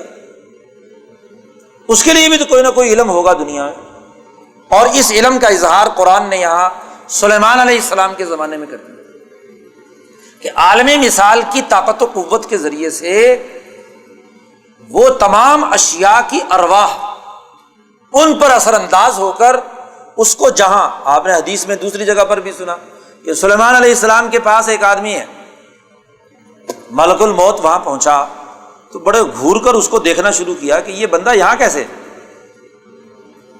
کہ ابھی 2-4 منٹ کے بعد اس کی روح تو میں نے قبض کرنی تھی، کہاں؟ وہ فلاں جزیرے میں۔ اس نے جب ملک الموت کے غور سے دیکھنے کی بات، اس پر لرزہ طاری ہو گیا۔ اس نے سلیمان سے کہا کہ مجھے جان بچانے کے لیے کہیں پہنچاؤ دنیا میں۔ سلیمان نے ہوا کو حکم دیا کہ اس کو دور لے جاؤ، تو جس لمحے اس کی موت آنی تھی وہ وہاں پر پہنچا ہوا تھا بندہ۔ تو بات یہ ہے کہ جب اشیاء کی روح پر انسان کی روح حاوی ہو جائے تو وہ اس کو جہاں چاہے مرضی حاضر کر لے، اس میں کوئی تعجب کی بات نہیں۔ لیکن یہ ہر انسان کی بات نہیں ہے، یہ جادو ٹونے کرنے والے ادھر ادھر کے فضول کیمیا گر جو سونا بنانے کے چکر میں بے وقوف اور احمق بن جاتے ہیں، اس طرح نہیں۔ اس کا خاص علم اللہ جس کو چاہتا ہے دیتا ہے۔ اس لیے قرآن نے یہاں پر بھی ذکر کیا ہے کہ اللہ نے ایک علم دیا، علم من الکتاب، یہ آدمی اپنے کسب سے حاصل نہیں کر سکتا، اس کا تعلق ایک امتحان، ایک آزمائش اور ایک خاص صلاحیت و استعداد کے مطابق خود اللہ کی طرف سے ہے کہ جس کو چاہے عطا کر دے، جس کو چاہے نہیں۔ اس لیے یہاں حضرت سلیمان علیہ السلام نے بھی اس پر یہی کہا، ھذا من فضل ربی، یہ میرے رب کا فضل اضافہ ہے، انعام ہے۔ یعنی ہر انسان کی تخلیقی صلاحیت ایسا نہیں، بلکہ اللہ کے فضل کی بنیاد پر یہ چیز حاصل ہوتی ہے، اس لیے کہ لیبلونی ااشکر ام اکفر۔ تخت پہنچ گیا تو سلیمان علیہ السلام نے اپنے کارندوں سے کہا کہ نکروا لہا عرشہا، اس کے اس تخت کو اس طریقے سے بدل دو، اس کے اندر تغیر و تبدل پیدا کر دو کہ ہم اس خاتون کی عقل کا امتحان لینا چاہتے ہیں۔ ننظر، ہم دیکھنا چاہتے ہیں کہ اتہتدی ام تکون من الذین لا یہتدون، اس کا آئی کیو لیول کیسا ہے، اس کی سمجھ اور عقل کیسی ہے، دیکھنا چاہتے ہیں کہ وہ ہدایت حاصل کرنے کی صلاحیت وہ بات تک پہنچ سکتی ہے کہ یا من الذین لا یہتدون، یا بات ان کو سمجھ میں نہیں آتی۔ فلما جاءت، بلقیس جب حضرت سلیمان علیہ السلام کے پاس پہنچی تو قیلا، اسے کہا گیا کہ اہٰذا عرشک، کیا یہ تیرا تخت ہے؟ یہ جو تخت پڑا ہوا تیرے عرش، تیرے تخت کی طرح ہے؟ قالت، کہنے لگی کأنہ ہو، لگتا تو یہ وہی ہے، گویا کہ یہ وہی ہے۔ وَأُوتِينَا الْعِلْمَ مِن قَبْلِهَا وَكُنَّا مُسْلِمِينَ، ہم نے علم عطا کر دیا اس سے پہلے اور وہ مسلمان بن کر آئی، فرما بردار ہو گئی۔ وَصَدَّهَا مَا كَانَتْ تَعْبُدُ مِن دُونِ اللَّهِ إِنَّهَا كَانَتْ مِن قَوْمٍ كَافِرِينَ۔ سلیمان علیہ السلام نے ایک اور امتحان لیا، ایک محل میں آئی اور اس سے اگلے محل میں سلیمان نے اپنا دربار لگایا ہوا، درمیان میں ایک ندی گزرتی ہے، اس ندی کے اوپر سلیمان علیہ السلام نے ایک شیشہ، صاف شفاف ایسا شیشہ بچھا دیا کہ نیچے سے جو پانی گزرتا ہے شیشہ نظر نہیں آتا، پانی نظر آ رہا ہے، اور اسے کہا کہ چلو اس پہ سے گزر کے اگلے محل میں جانا ہے۔ قیل لہا ادخل الصرح، اس محل میں داخل ہو۔ اس نے جب وہ پانی نیچے چلتا ہوا دیکھا تو اس نے پانی سے بچنے کے لیے اپنے کپڑے جو ہیں وہ اوپر اٹھائے۔ رأتہ حسبتہ لجۃ، اس نے کہا پانی گہرا ہے اس لیے کشفت عن ساقیہا، لیکن جیسے ہی اس نے اس پر پاؤں رکھا سلیمان علیہ السلام نے کہا کہ یہ شیشہ ہے، انہ صرح ممرد من قواریر، یہ تو شیشے سے جڑا ہوا ایک بہترین محل ہے، یہاں اس طرح کی بات نہیں چلتی۔ تو یہاں ایک اور اس کی عقل کا امتحان لیا۔ بہرحال برہوب ہوئی وہ خاتون، تو اس نے سلیمان علیہ السلام کے سامنے اعتراف کیا، ربی انی ظلمت نفسی، اے میرے پروردگار میں نے اپنے اوپر بڑا ظلم کیا، اب تک جو کوتاہی ہوئی، اور واسلمت مع سلیمان للہ رب العالمین، اور میں سلیمان علیہ السلام پر ایمان لائی اس اللہ کے لیے جو رب العالمین۔ تو قرآن حکیم نے اس واقعے کے تذکرے میں بتلایا کہ کس طریقے سے طاقتور لوگوں نے بھی اپنے ظلم کا اعتراف کیا اور اس سچائی کو، اس اللہ رب العالمین کے دین کو انہوں نے تسلیم کیا۔ اگلا واقعہ قرآن حکیم نے یہاں قوم سمود کا بیان کیا ہے، حضرت صالح علیہ السلام کا، اور قرآن حکیم نے اس کے تذکرے میں پیچھے جو باتیں صالح علیہ السلام کے تذکرے میں آ چکی ہیں وہ یہاں بھی ہیں، لیکن ایک بات یہاں پر اضافہ ہے۔ صالح علیہ السلام نے جب انہیں دعوت دی تو سب نے یہ کہا قالوا طیرنا بک وبمن معک، کہنے لگے کہ تیری اور تیرے مسلمانوں کی وجہ سے ہم پر نحوست پیدا ہو گئی۔ حضرت صالح نے کہا طائرکم عند اللہ بل انتم قوم تفتنون، یعنی تمہاری بدعمالی کی وجہ سے نحوست اللہ نے تم پر مسلط کی ہے۔ اور پھر ایک اور بات بھی کہی صالح علیہ السلام نے کہ وَكَانَ فِي الْمَدِينَةِ تِسْعَةُ رَهْطٍ يُفْسِدُونَ فِي الْأَرْضِ وَلَا يُصْلِحُونَ۔ اس وقت، اس دور میں، اس شہر میں 9 سردار ایسے تھے جو زمین میں فساد مچاتے تھے اور اصلاح کا کام نہیں کرتے تھے۔ یہ ہمیشہ 9 کا ٹولہ فساد مچانے کے لیے ہوتا ہے، یہ سوسائٹی میں فساد مچاتا ہے، اور ولا یصلحون، اصلاح کا کام نہیں کرتے۔ امن، عزت، احترام کی بات نہیں، بلکہ یفسدون فی الارض، قرآن نے بار بار اصطلاح استعمال کی ہے معاشی ظلم اور سیاسی آمریت کے لیے، کہ جس سوسائٹی میں بھی یہ فساد پیدا ہو تو یہ گویا کہ خرابی کی بات ہے۔ تو اس زمانے میں قرآن حکیم نے کہا کہ 9 ایسے لیڈر اور رہنما ہیں فسادی قسم کے، کوئی ان میں مذہبی نمائندہ ہے، کوئی ان میں سیاسی لیڈر ہے، کوئی اس میں جاگیردار ہے، کوئی اس کے اندر جرنیل ہے، کوئی اس میں بیوروکریٹ ہے، سارے کے سارے۔ اور آپ کے ملک کے اندر بھی 9 ستاروں کے نام سے بڑے فسادی امریکہ نے پیدا کیے تھے اور یہاں خرابیاں برپا کی، اور اب تک اگر آپ اپنے گرد و پیش میں دیکھیں تو آپ کو بہت سارے 9 کیا بلکہ 19 بلکہ اس سے بھی زیادہ فسادی نظر آئیں گے۔ قالوا تقاسموا باللہ لنبیتنہ واہلہ، سب نے قسمیں اٹھائی، ان 9 لیڈروں نے اللہ کی قسمیں اٹھا کر کہ رات کو چپکے سے صالح پر حملہ کرو اور صالح علیہ السلام کو قتل کرو، اور پھر بعد میں یہ کہہ دینا کہ ما شہدنا مہلک اہلہ، اس کی تباہی اور ہلاکت کے وقت تو ہم وہاں تھے ہی نہیں، اور قسمیں اٹھانا کہ انا لصادقون، ہم تو بڑے سچے ہیں۔ قرآن کہتا ہے انہوں نے بڑی مکر و سازش کی، لیکن اللہ نے بھی تدبیر کی، فانظر کیف کان عاقبۃ مکرہم، ان کی سازش کس طرح تباہ و برباد ہوئی، انا دمرناہم وقومہم اجمعین۔ اور ان کا ذکر کر کے قرآن نے کہا تلک بیوتہم خاویۃ بما ظلموا، انہوں نے جو ظلم کیا تھا اس کے نتیجے میں ان کی پوری بستیاں اللہ نے الٹ دی۔ قرآن حکیم نے لوط علیہ السلام کا بھی یہاں تذکرہ کیا ہے، اور اس میں بھی انہوں نے ذکر کیا کہ کس طریقے سے اس قوم کو ہم نے تباہ و برباد کیا، لوط کو نجات دی۔ وَأَمْطَرْنَا عَلَيْهِمْ مَطَرًا فَسَاءَ مَطَرُ الْمُنذَرِينَ، پتھروں کی بارش برسائی، اور بہت ہی بری وہ بارش تھی جو ڈرانے والوں پر ہوئی۔ ایسی پتھروں کی مسلسل بارش، سجیل منضود، یہ جس نے بالکل تباہ و برباد کر کے رکھا۔ تو یہ انبیاء کے واقعات قرآن نے بیان کیے ہیں۔ نصف صورت یہاں مکمل ہوتی ہے، باقی نصف کل انشاءاللہ سنیں گے اور اس پر گفتگو ہوگی۔